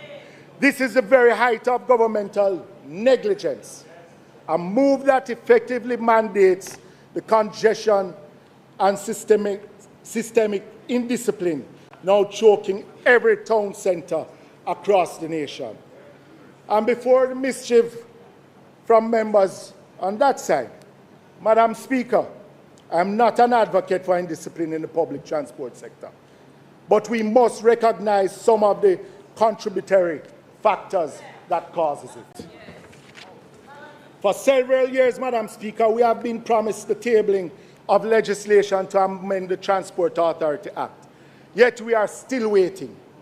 This prolonged delay is yet another clear example of this administration's legislative lethargy and its persistent failure to deliver on meaningful reform. We have called for the review of the Road Traffic Act. Still, quite a few sections of the current RTA has not come into being. The demerit points, use of cameras have not yet come into being. Madam Speaker, I would like to propose a 10-point policy plan for the government's consideration. 1. Restore bus capacity as the backbone of the KMTR system. The government should set a nuclear minimum bus seat target for the KMTR based on peak hour demand and publish quarterly progress. Establish a workable taxi franchise system. It is a national necessity that we move with urgency to establish a functional and workable taxi franchise system in the KMTR. Any thorough evaluation of our transport industry must recognize the indispensable role of our committed taxi operators. And it is time we strategically integrate their service demands. Subsidize and incentivize upgrades. Establish a national modernization grant and loan facility through the strategic partnership with the DBJ and commercial finances. This mechanism should provide restorative finance and partial grants to operators who integrate in the franchise framework and pledge to procure fit-for-purpose units. Establish a coherent and resilient fare framework. Madam Speaker, no discussion of public transport could be complete without mention of passenger fares. I am not an advocate for higher unaffordable fares, but the last increase of 35% took effect on October 15, 2023. 19% was given, and the remaining 16% was promised to take effect on April 1, 2024. On April 1, 2024, the then Finance Minister said it was too inflationary and cancelled the fare order. Madam Speaker, the necessity of a predictable fare policy cannot be overstated. We must confront the reality. While many find high costs unaffordable, keeping rates artificially low without matching government subsidies result in systemic decline and a sharp drop in service standards. Jamaica requires a diagnostic fare formula that accounts for the harsh realities of fuel prices, labor upkeep, and inflationary pressures. A superior, more nuanced approach would involve institutionalizing regular data-driven reviews linked to national inflation metrics. Madam Speaker, this would dismantle the current facade in which the administration refuses meaningful adjustment while expecting operators to bear the burden of an inefficient system. This administration's timid strategy of persistent procrastination, effectively kicking the proverbial can down the road, offers no relief for either our commuters or transport investors. Time and time again, we have advocated for the mandate to determine public passenger fares to be transferred to the Office of the Utilities Regulation. 6, the creation of designated taxi parks, holding areas, and loading zones. 7, use more technology to manage the system. Jamaica should move towards an integrated public transport platform, cashless payment, real-time bus tracking, taxi and bus fare maps, digital routes licensing, passenger complaint tracking, data and passenger demand by route and time. Strengthen enforcement, but make it fair. Enforcement must target the causes of disorder, not just the symptoms. Police and transport authority operations should focus on illegal operations, overcharging, dangerous driving, illegal parking, and route breaches. The Transport Authority has warned operators against unauthorized fare increases, underscoring the pressure created when official fares do not cover operating costs. Enforcement must be paired with reform. You cannot demand order from operators while denying them proper routes, parking, fare adjustments, and business viability. Reform governance. The KMTR needs a single transport planning authority with real power to coordinate JUTC, route taxes, hackney carriage, municipalities, traffic management, and infrastructure. Right now, responsibilities are too scattered. Madam Speaker, these proposals may help to form the core of a national transport plan, a strategic long-term vision to salvage our public transportation system from its current state of decay. We on this side, Madam Speaker, I move to the school bus and rural buses, have long championed the introduction of a robust rural school bus service, a vision I have previously articulated in these very walls during sectoral debates. The current iteration of the system has been hobbling along for over 6 months, launched after the Cabinet essentially handed the Minister of Transport a blank check to procure second-hand units. At that time, Madam Speaker, we cautioned this administration about the inherent limitations of these American-built buses on our roadways. The Minister's response was to dismiss our concerns as bad mind. I must ask, Madam Speaker, will he finally be open with the Jamaican people? It would have been more prudent, Madam Speaker, for this administration to forge a strategic partnership with private investors with the public transport, within the public transport sector.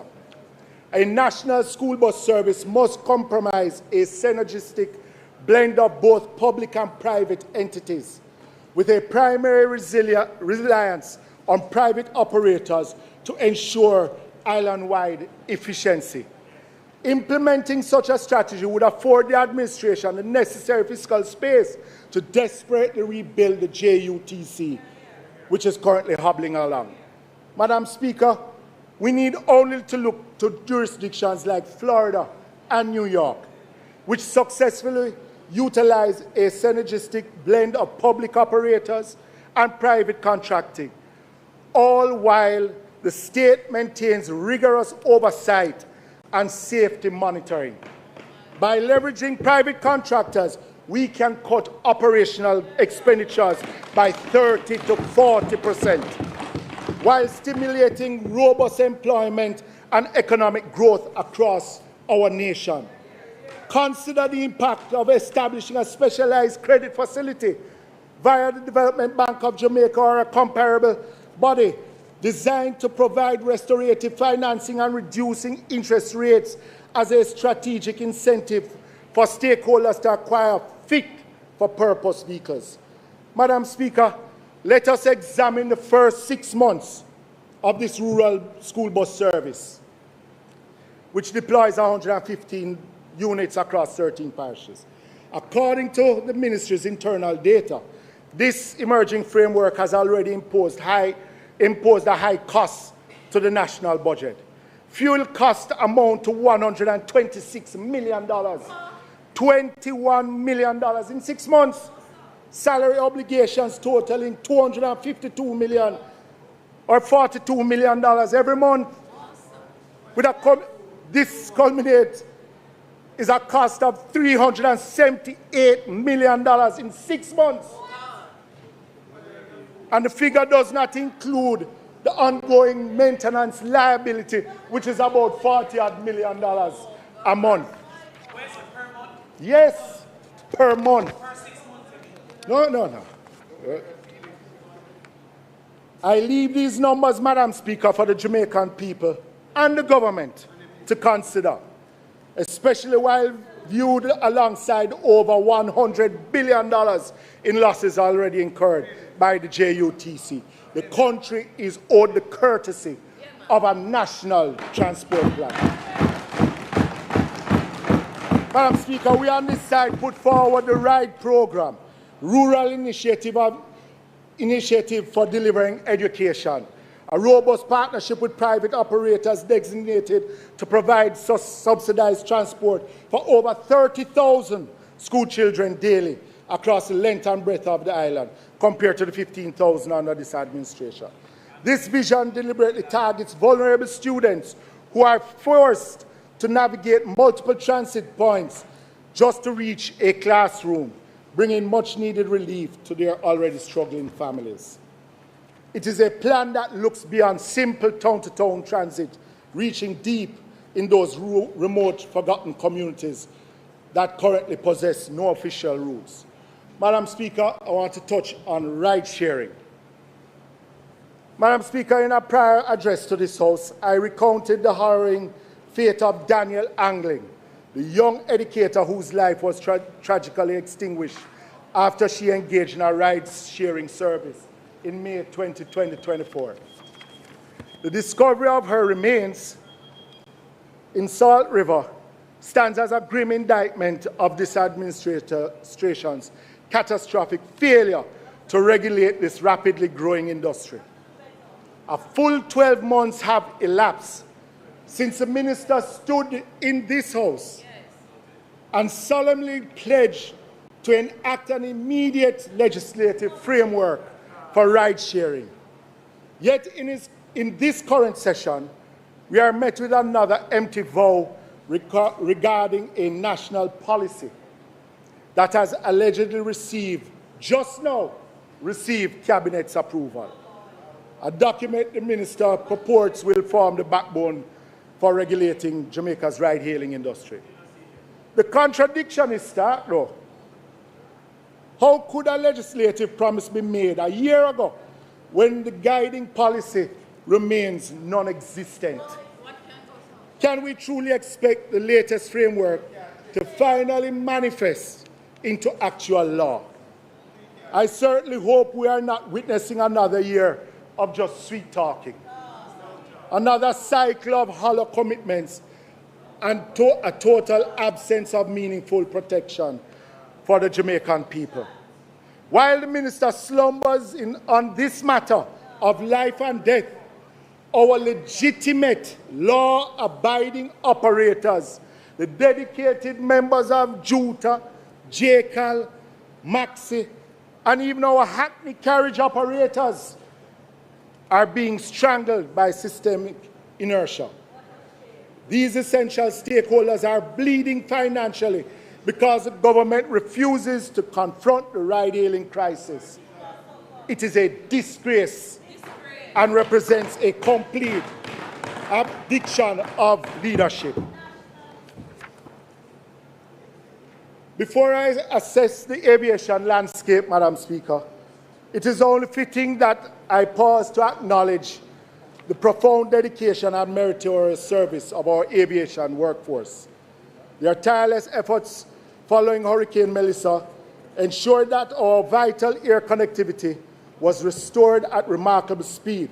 Their steadfast commitment during that crisis is worthy of our deepest gratitude.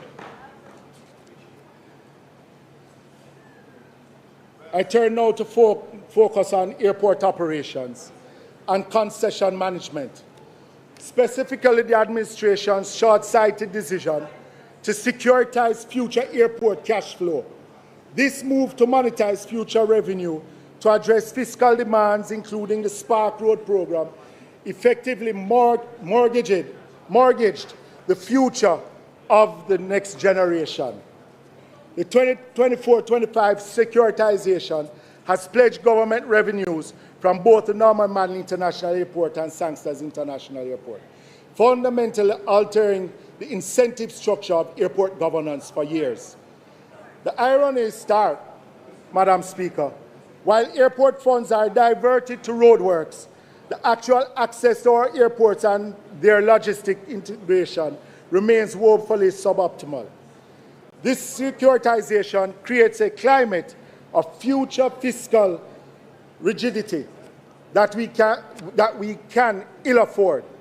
By grabbing these future concession cash flows today, Jamaica has surely restricted its future flexibility. We now face intense pressure to protect airport revenues at any cost, a situation that threatens to distort sound diagnostic policy. While the Airport Authority maintains a public commitment to modernization, The reality is a projected loss of nearly $200 million for this fiscal year, 26-27. A staggering decline from the $600 million surplus recorded in the prior year. The long-term repercussions are grave, reducing leverage to renegotiate concession terms, pressure on high fees, and a diminished ability to benefit from growing passenger growth numbers since future flows are already spoken for.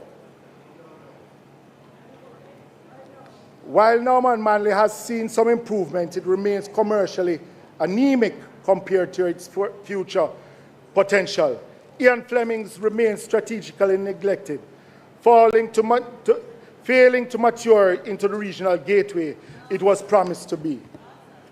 Madam Speaker, I've sent out my speech, so we have made some recommendation in targeting tax incentives so that we can grow to improve the viability of our airports. I propose the creation of an airport economic zone policy to develop logistics, warehousing, and support the perishable exports. We must transform these terminals into genuine economic platforms. Madam Speaker, just quickly looking at the mining, the Minister spoke about the reopening of GISCO, which is about 5 years overdue. And, you know, I hope, Minister, that they resolved that you stood up in the House and spoke about action, that it is taken and not something that has been kicked down the road. Because, yeah, Madam Speaker, but we need to look at the mining sector, because for a decade and a half, Madam Speaker, we have been subject to the tired refrain that our bauxite reserve possesses a mere 24-year lifespan. We must demand a precise diagnostic assessment of the sector's true health. Concluding, Madam Speaker, the picture I have painted for this House today is not one of progress, but of peril. From a comatose state of the JUTC, hemorrhaging billions of taxpayers' dollars, to the chaos gripping our public roads, to mortgaging the airport authorities, revenue, and the tragic price paid for the administrative legislative lethargy on ride-sharing. It all points to a single damning reality.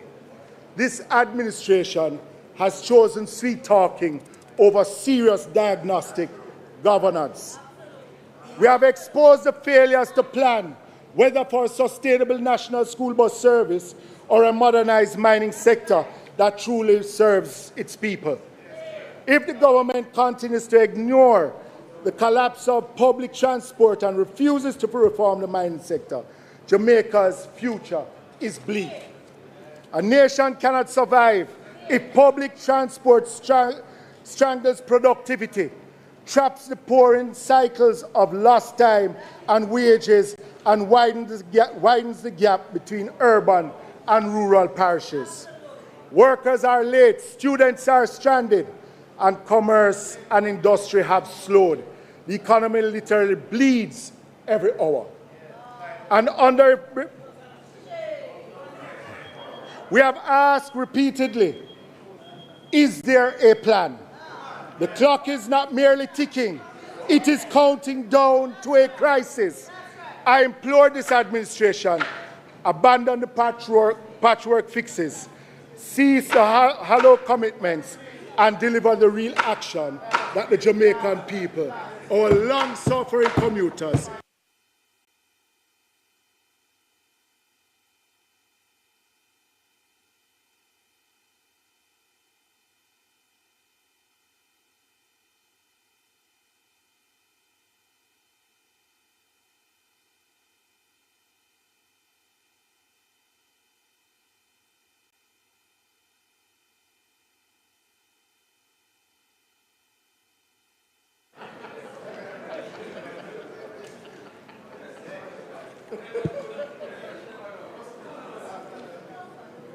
Madam Speaker, I would like to thank the member from Manchester North Western for his very excited presentation. I trust his colleagues.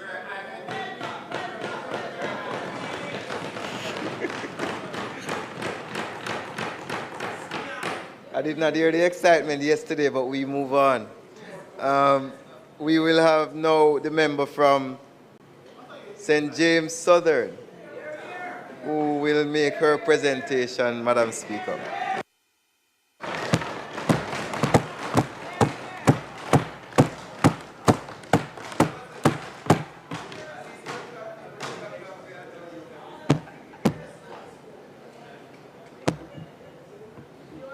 Oh, should I come? Okay, good. Okay. You may begin. Madam Speaker, me get up this afternoon to make my first sectoral speech for my portfolio. Hold on. Standing orders. And I think you are fully aware. And if I have to stop you again during your presentation, you will not get any additional time. No, and she knows. Broken English.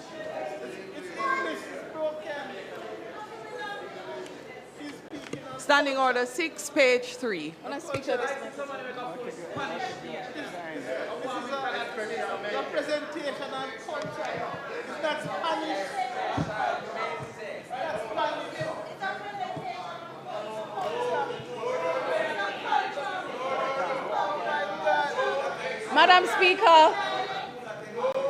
Madam Speaker, here allow me to speak. A leader. Madam Speaker, perhaps I should abandon that attempt to use our local language because I have been reminded of the linguistic conventions of this honorable House. Because maybe there is no more fitting way to begin a presentation on culture than to speak briefly in the language understood by the overwhelming majority of Jamaican people.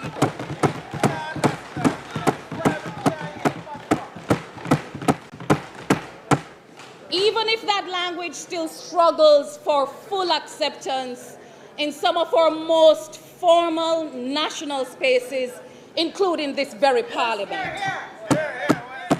So let me give you the Queen's English. Let me give you the Queen's English. At the outset, permit me first to thank the Leader of the Opposition, the Most Honourable Mark Golding, for the confidence he has placed in me through this portfolio assignment. I also thank my parliamentary colleagues, my councillors, my constituency and personal team, and the many people who support the demanding work of representation and public service every single day. Public life is never carried by one person alone. And I especially want to thank my parents, Miss Fair and Pastor Burchell, for instilling in me from very early a deep love for Jamaica, a deep respect for people, right here, Roy, and a deep pride in our culture, particularly through faith, religion, community, and service. Much of what I understand today about identity, resilience, storytelling, and the spirit of Jamaican people began long before politics. It began in church.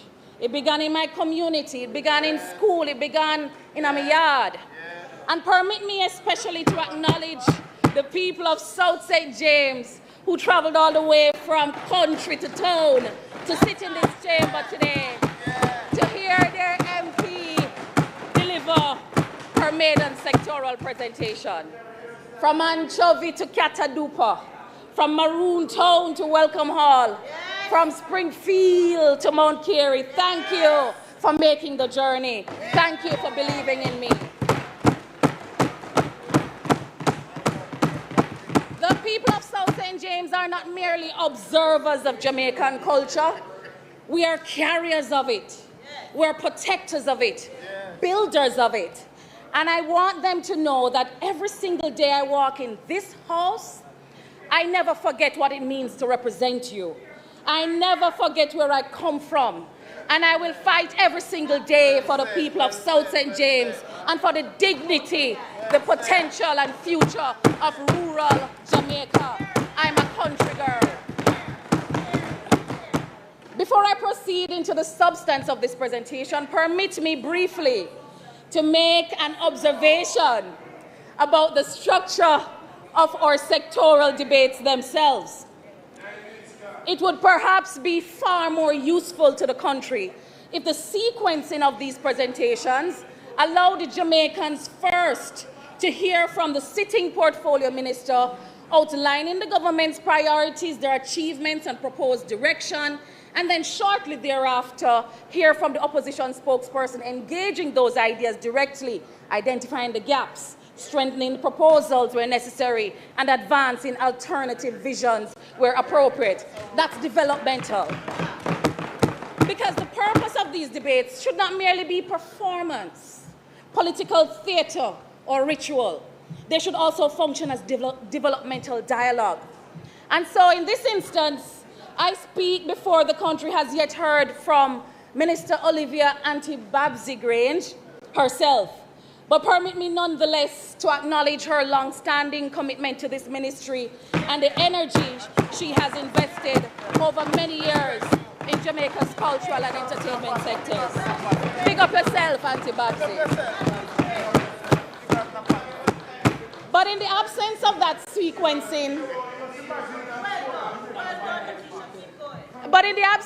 sequencing, structure, I will use this opportunity not merely to critique, but to place on the table a broader national vision. Because culture, creativity, entertainment, and information cannot continue to exist at the margins of national development policy. They're not ornamental. They're not side conversations. They're not ceremonial add-ons. They are infrastructure, economic infrastructure, tourism infrastructure, employment, identity, digital infrastructure, soft power infrastructure, democratic infrastructure. And perhaps no country on earth proves that more clearly than Jamaica. Long before many countries knew our GDP, they knew our music. Before they knew our exports, they knew our athletes. Before they knew our population size, they knew our sound, our language, our creativity, our spirit. Jamaica is a cultural superpower with a developing economy. And that reality demands that we begin treating culture, creativity, and information not as peripheral concerns of government, but as strategic pillars of economic development and global influence. I'm going to speak to culture as infrastructure. For some people, culture is an event. For people like me, culture is how we survive. I come to this portfolio not only as a parliamentarian, but as a daughter of rural Jamaica, a daughter of South St. James, raised in communities where culture was not something carefully packaged and occasionally consumed, but something we lived every single day. We heard it in the churches, how we clap, how we dance, how we sing. We heard it in our music. We heard it in the marketplaces. We heard it in the sound systems drifting across districts at evening time. In the cadence of our elders' storytelling, in our revival meetings, in our zinc fence conversations, in the humor and resilience of ordinary Jamaican people. Before I ever studied communication academically at the London School of Economics, I experienced communication culturally. Before I ever understood branding professionally, I understood identity instinctively. And perhaps that is why I approach this portfolio with a deep conviction that culture is far more than your entertainment. Culture shapes how our people see themselves. Culture determines whether a nation walks with confidence or with insecurity. Culture influences how the world sees us and how we see ourselves. Culture carries memory, it carries resistance, it carries aspiration, and it carries opportunity. Yet too often in Jamaica, culture is still treated as an ornamental, as though it is merely something to entertain us after the serious business of nation building is complete. But culture is not separate from development. It builds economies. It builds economies. It builds tourism, builds social cohesion, it builds confidence. It builds diplomacy and global influence. And just like roads, schools, ports, and digital systems, culture requires investment. It requires maintenance, systems, and vision. A country that neglects the cultural infrastructure eventually weakens its national confidence. And a country that exports culture globally while underinvesting in the people who create it leaves enormous economic and human potential unrealized. Too often in Jamaica, culture remains concentrated in Kingston, within isolated institutions, or within occasional annual events, Grand Gala. But culture must live where the people live. And the economic benefits of culture must reach the communities that created it in the first place. That means the rural communities, the inner city communities, the artisans, the musicians, the storytellers, the craft vendors, the food vendors, young digital creators, small business operators, ordinary, everyday Jamaicans whose lives, experiences shape the Jamaican identity the world now consumes. Because Jamaica's culture was not manufactured in a boardroom. It was born in communities, in districts, in churches, in the dancehall spaces. And if culture is truly to become infrastructure, then we must democratize culture. Ownership and economic participation must be opened. What do I mean? The people who create Jamaican culture must also meaningfully benefit from its economic value.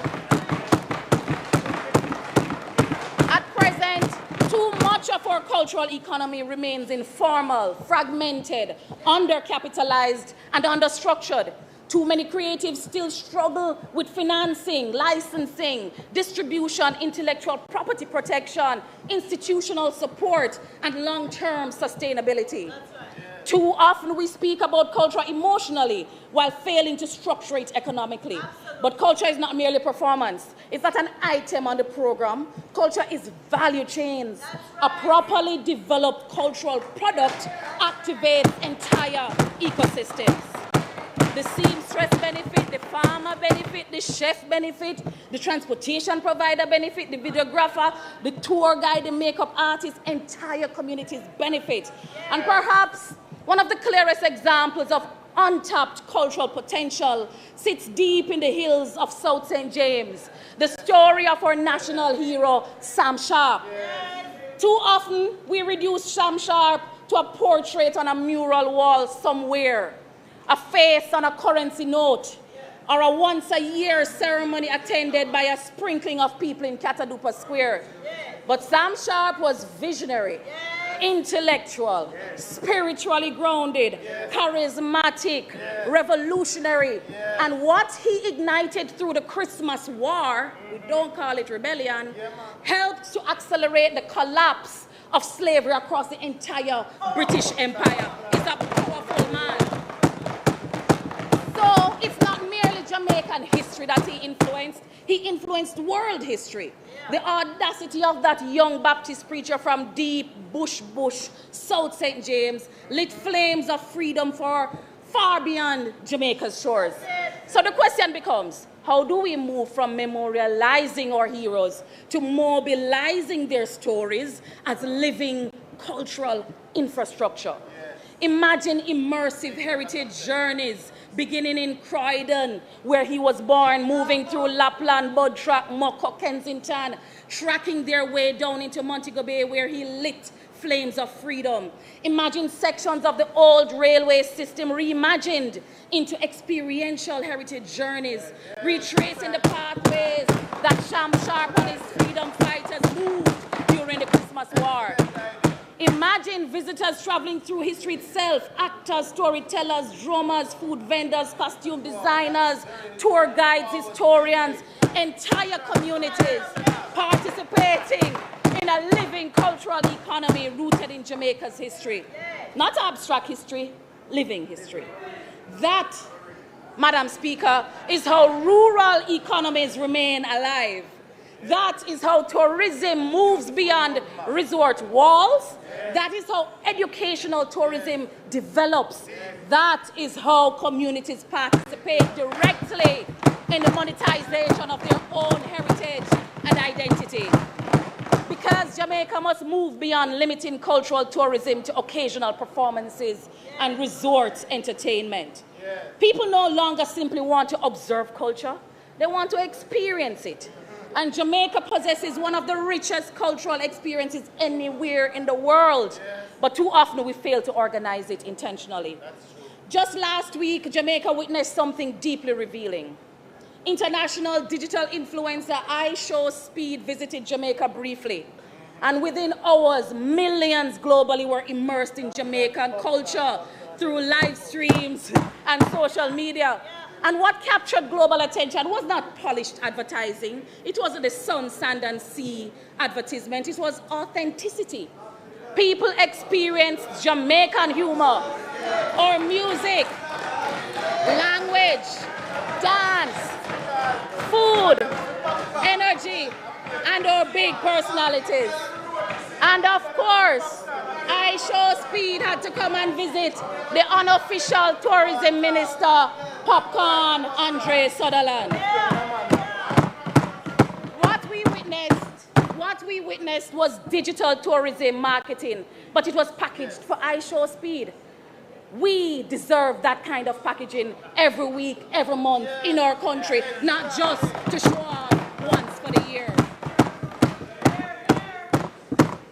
So why should cultural activation feel seasonal in the cultural capital of the Caribbean? Why should tourists struggle to find recurring, immersive Jamaican cultural experiences every single week? They should be booking flights coming to Jamaica and know that they will see a Jamaican artist performing that week in a stage show somewhere, not just for some fest. Live performances from our major artists, showcases from emerging artists, dramatizations, storytelling activations, folk performance, dance, showcase, artisan markets, and curated cultural experiences continuously across Jamaica, not just one time for iShowSpeed and to show off for him.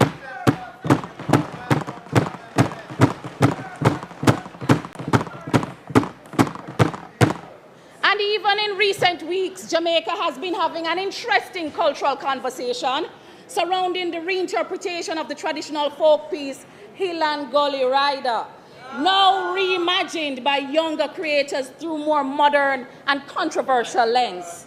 Some Jamaicans see that reinterpretation as disrespectful to traditional culture. Others see it as evidence that culture is alive, evolving and remixing itself through newer generations and newer forms of expression. And perhaps the real point is not simply whether we personally prefer one version over the other. The real point is that Jamaicans are still engaging with our folk traditions at all.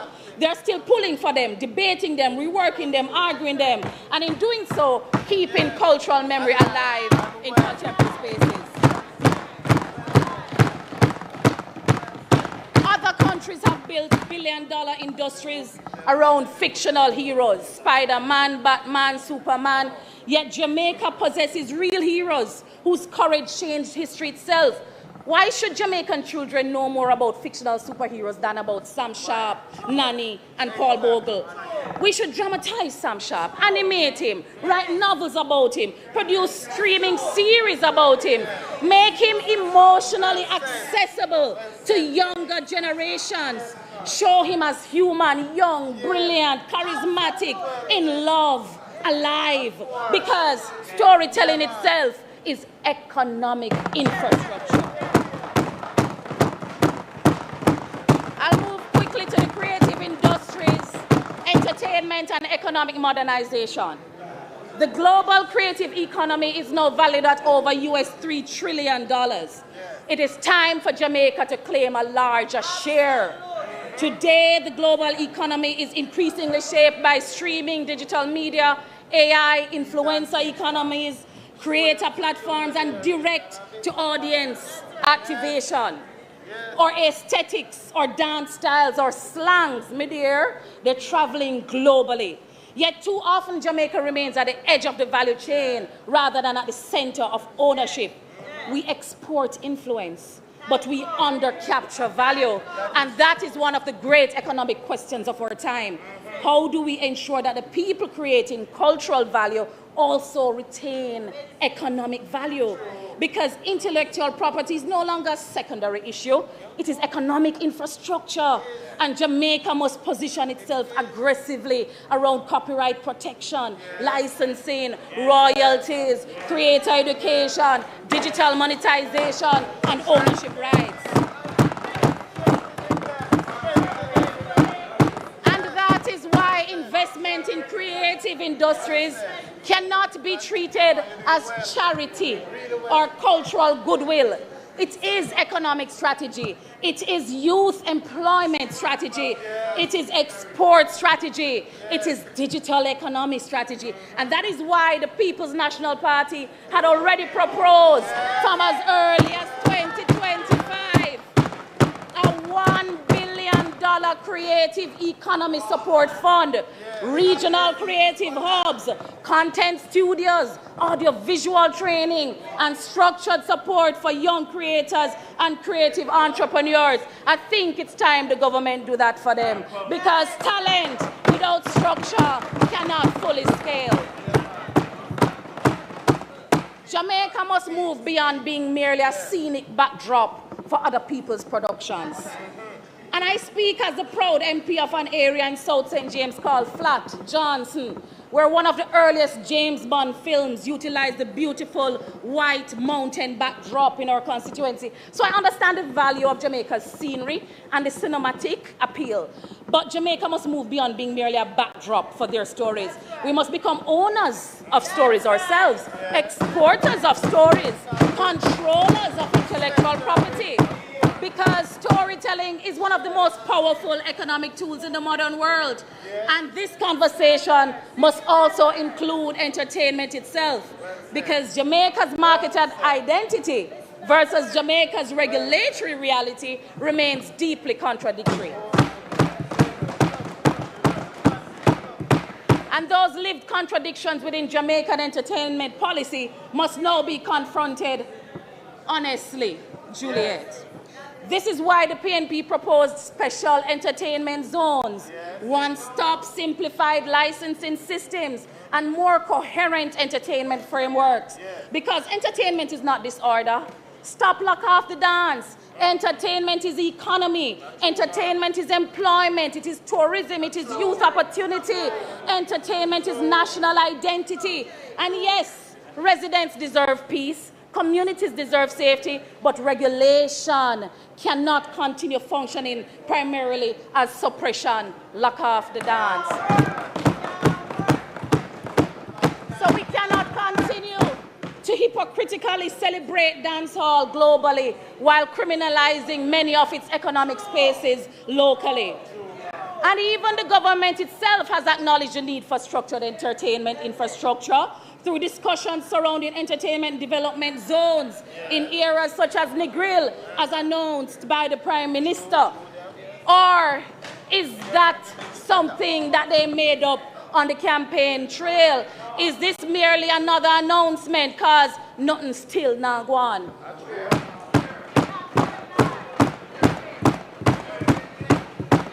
The issue is whether we are approaching Jamaica's brand and identity comprehensively, intentionally, and nationally. And that brings us to Rastafari and Ganja. Because Jamaica's response to St. Kitts' formal recognition of Rastafari exposed something uncomfortable. Yes, Jamaica pointed to broad constitutional protections around freedom of religion. But perhaps the deeper issue is that we were not sufficiently intentional. We did not go far enough. And because we did not fully structure, codify, and affirm something so deeply Jamaican, another country was able to claim leadership in formally recognizing what the world already associates most powerful with Jamaica itself. They might take Rastafari from us.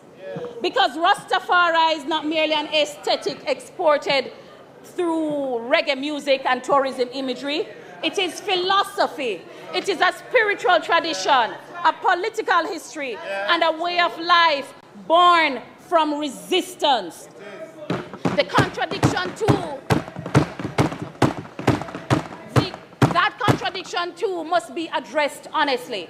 And we must also confront the unresolved contradictions surrounding ganja itself. The 2015 amendments to the Dangerous Drugs Act under the PNP administration represented an important step toward reducing the criminalization of ordinary Jamaicans, particularly poor youth, entertainers, and Rastafarians, whose lives were permanently damaged by criminal records connected to small quantities of marijuana. That reform mattered. You didn't deal with that. PNP did that.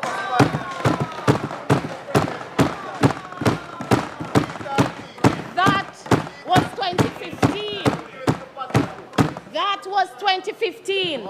But over a decade later, you don't do nothing about it. Jamaica must honestly ask what comes next.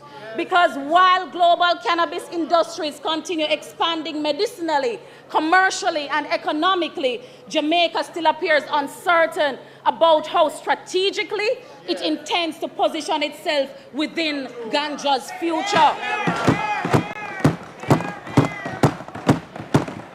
And the worst thing about it is that too often, those now economically positioned to benefit from the emerging ganja industry are not the same communities that endured decades of criminalization and exclusion under the old system. That contradiction, too, must be confronted honestly.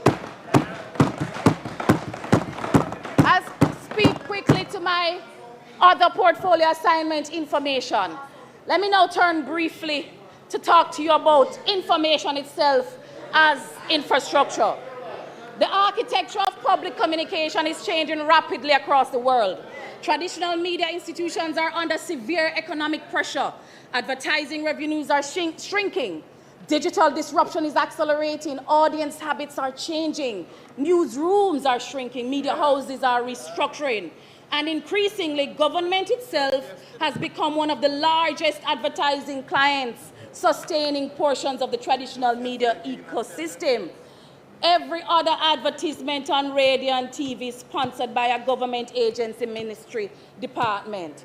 And strangely, government itself now appears to be attracting many of the very workers traditionally media houses are struggling to retain. We're told that one is being moved to JIS shortly. So the media, the government is okay with the media shrinking because they don't need that third estate to hold them to account. At the same time, concerns continue to emerge surrounding media sustainability, concerns around government advertising concentration.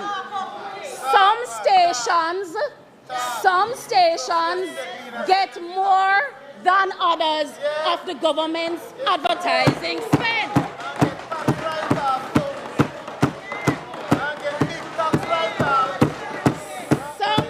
Some stations get hefty tax write-offs and others are struggling. And this raises important questions about public communication governance and the independence of media that must make you feel uncomfortable. Because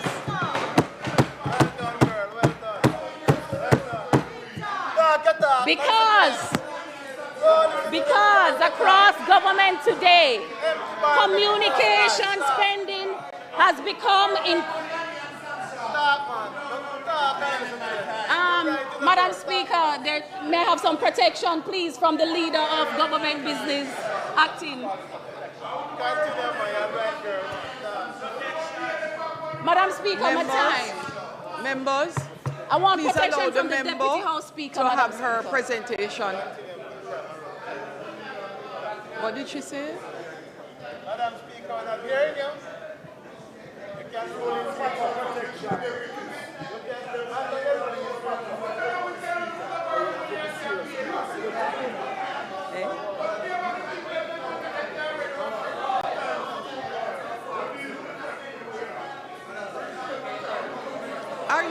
Are you standing? Point of order. Is there?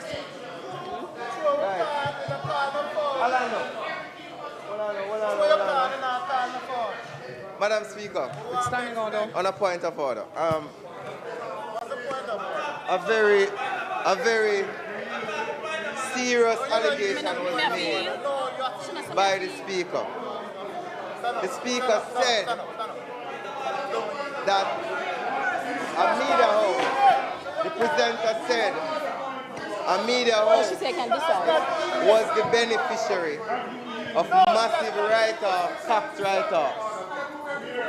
She said a media house was the beneficiary of massive tax write-offs. Madam Speaker, I would like the Speaker to be clear, since she is presenter, to establish which media house has been the beneficiary of massive tax write-offs. Because, Madam Speaker, she has come to the house and cast a cloud over the entire media in Jamaica that they are benefiting from tax write-offs from the government. And there is no fact about it, and I needed to rule. I needed to rule. That's not the point of order. He is disrupting the president. I see it that here. Continue, man. Parliamentary privilege. I needed that sip of water. Thank you for the opportunity. Member, I'm not running your time. Please hold. Thank you.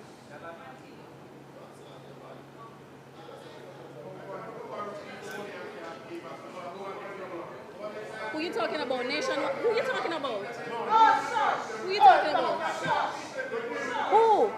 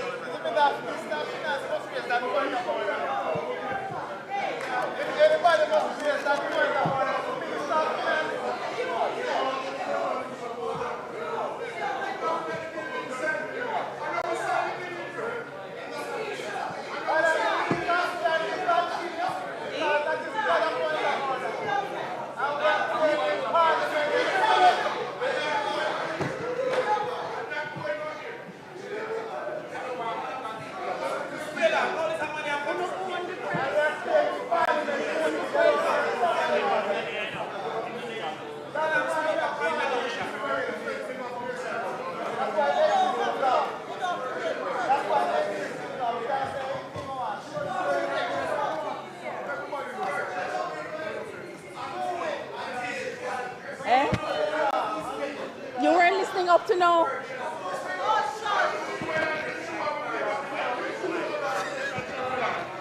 Just like Paris, a country suit.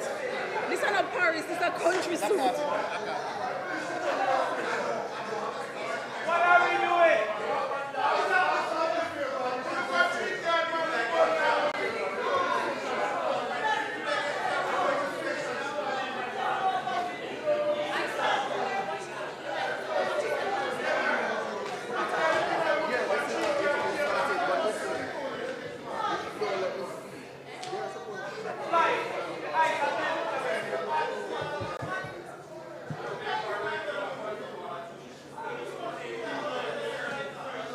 So,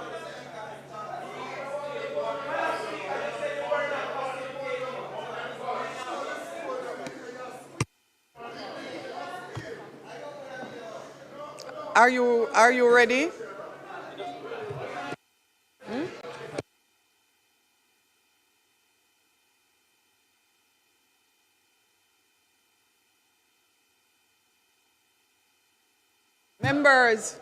Members, I'm allowing the member to go ahead. The question raised as a point of order in respect of an allegation made against a class of individuals or entity, which would be media houses. And in fact, if one is being claimed, no name was called, and therefore I'm ruling that the member continue, as the member would not have. Yes.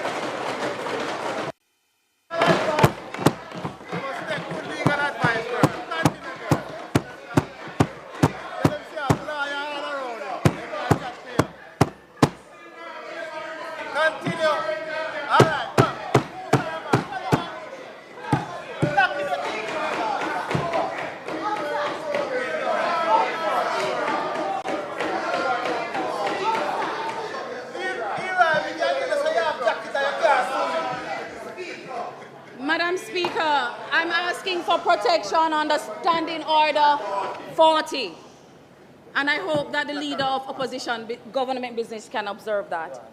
All right, so while we protect some, the Jamaica's institutions of communication, such as JIS and the Public Broadcasting Corporation of Jamaica, whose very mandate is public communication, is being under-invested in. So Parliament and the public are entitled to ask, who has eyes on the total national communication spend across government? Every government, every agency, every department has a huge PR budget. And I raised that very question to the Information Minister during the Standing Finance Committee here, and she said she don't know how much money is being spent on information collectively across the government service. So where does duplication exist? What value for money oversight exists? And are taxpayers receiving maximum public benefit from these expenditures? Because if JIS and PBCJ exist, then we must honestly ask whether Jamaica is operating a coherent national communication framework or an increasingly fragmented political parallel communications architecture. And this matters because communication spending is not insignificant in a government heavily focused on PR. We see it even here in Parliament. Our ministers, prime ministers increasingly utilize external production agencies and firms and communication teams surrounding sectoral presentations and major announcements and giving nice, pretty bags. And then building and instead of building and strengthening the institutional capacity of PBCJ itself. So the issue is not whether government should communicate. Of course, government must communicate. The issue is whether state communication is being strategically coordinated, transparently managed, and institutionally grounded.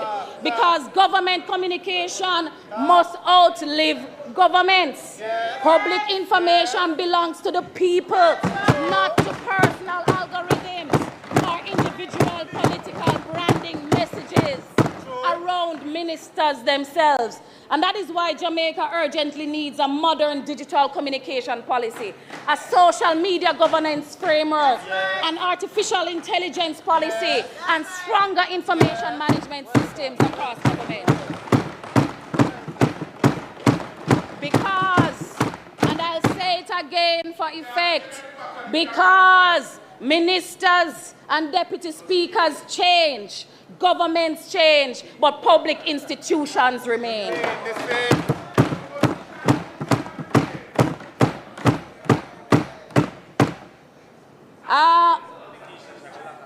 And transparency delayed too often becomes transparency denied.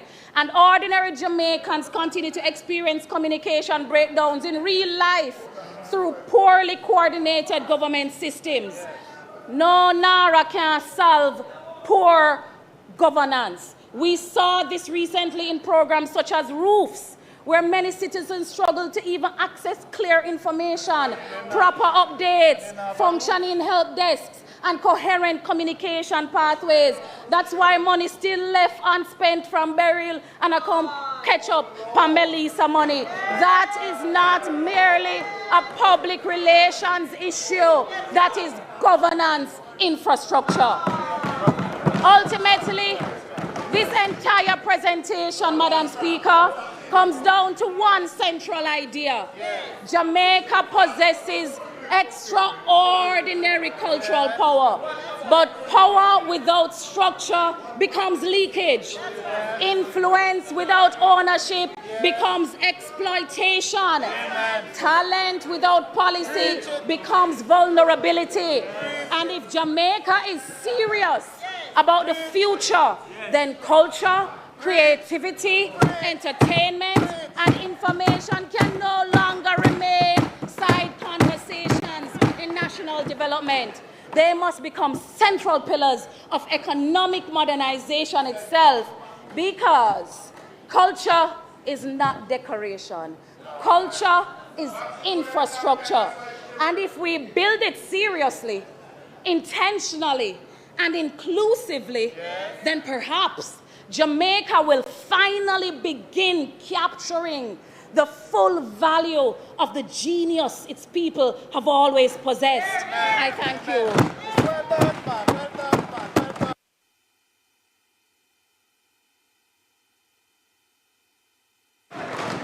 House Leader.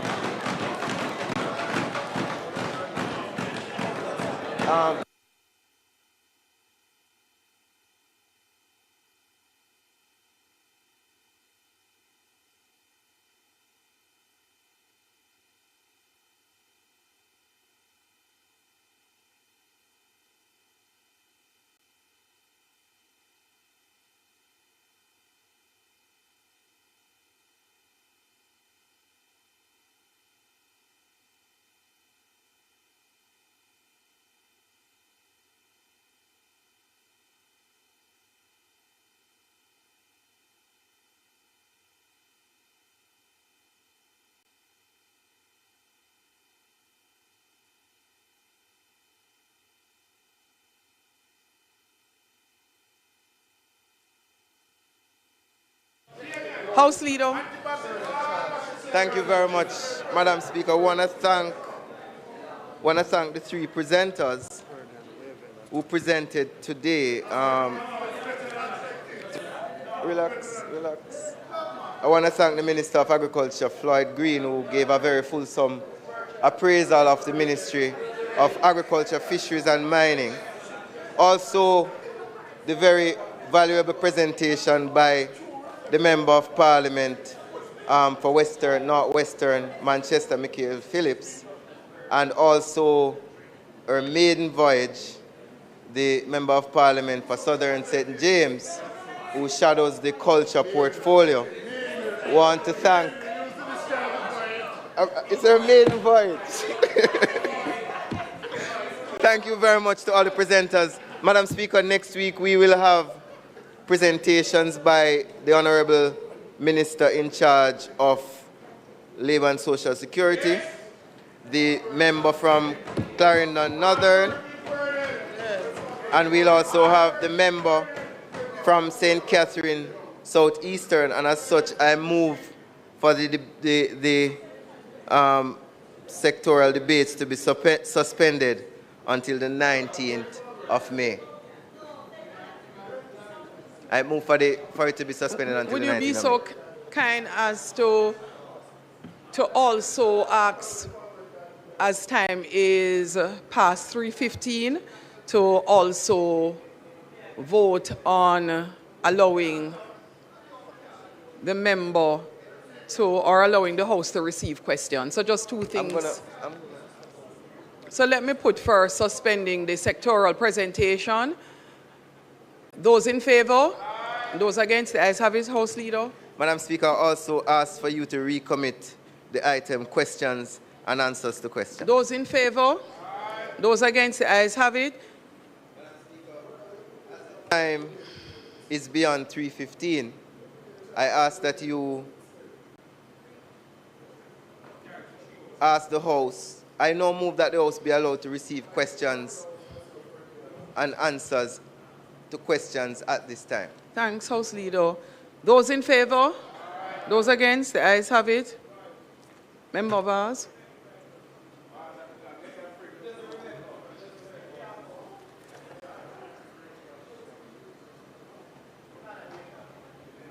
Member from Westmoreland Central. Madam Speaker, I beg to give notice that at the next meeting of the House, I will ask the Minister of Local Government and Community Development the question standing in my name. Thank you.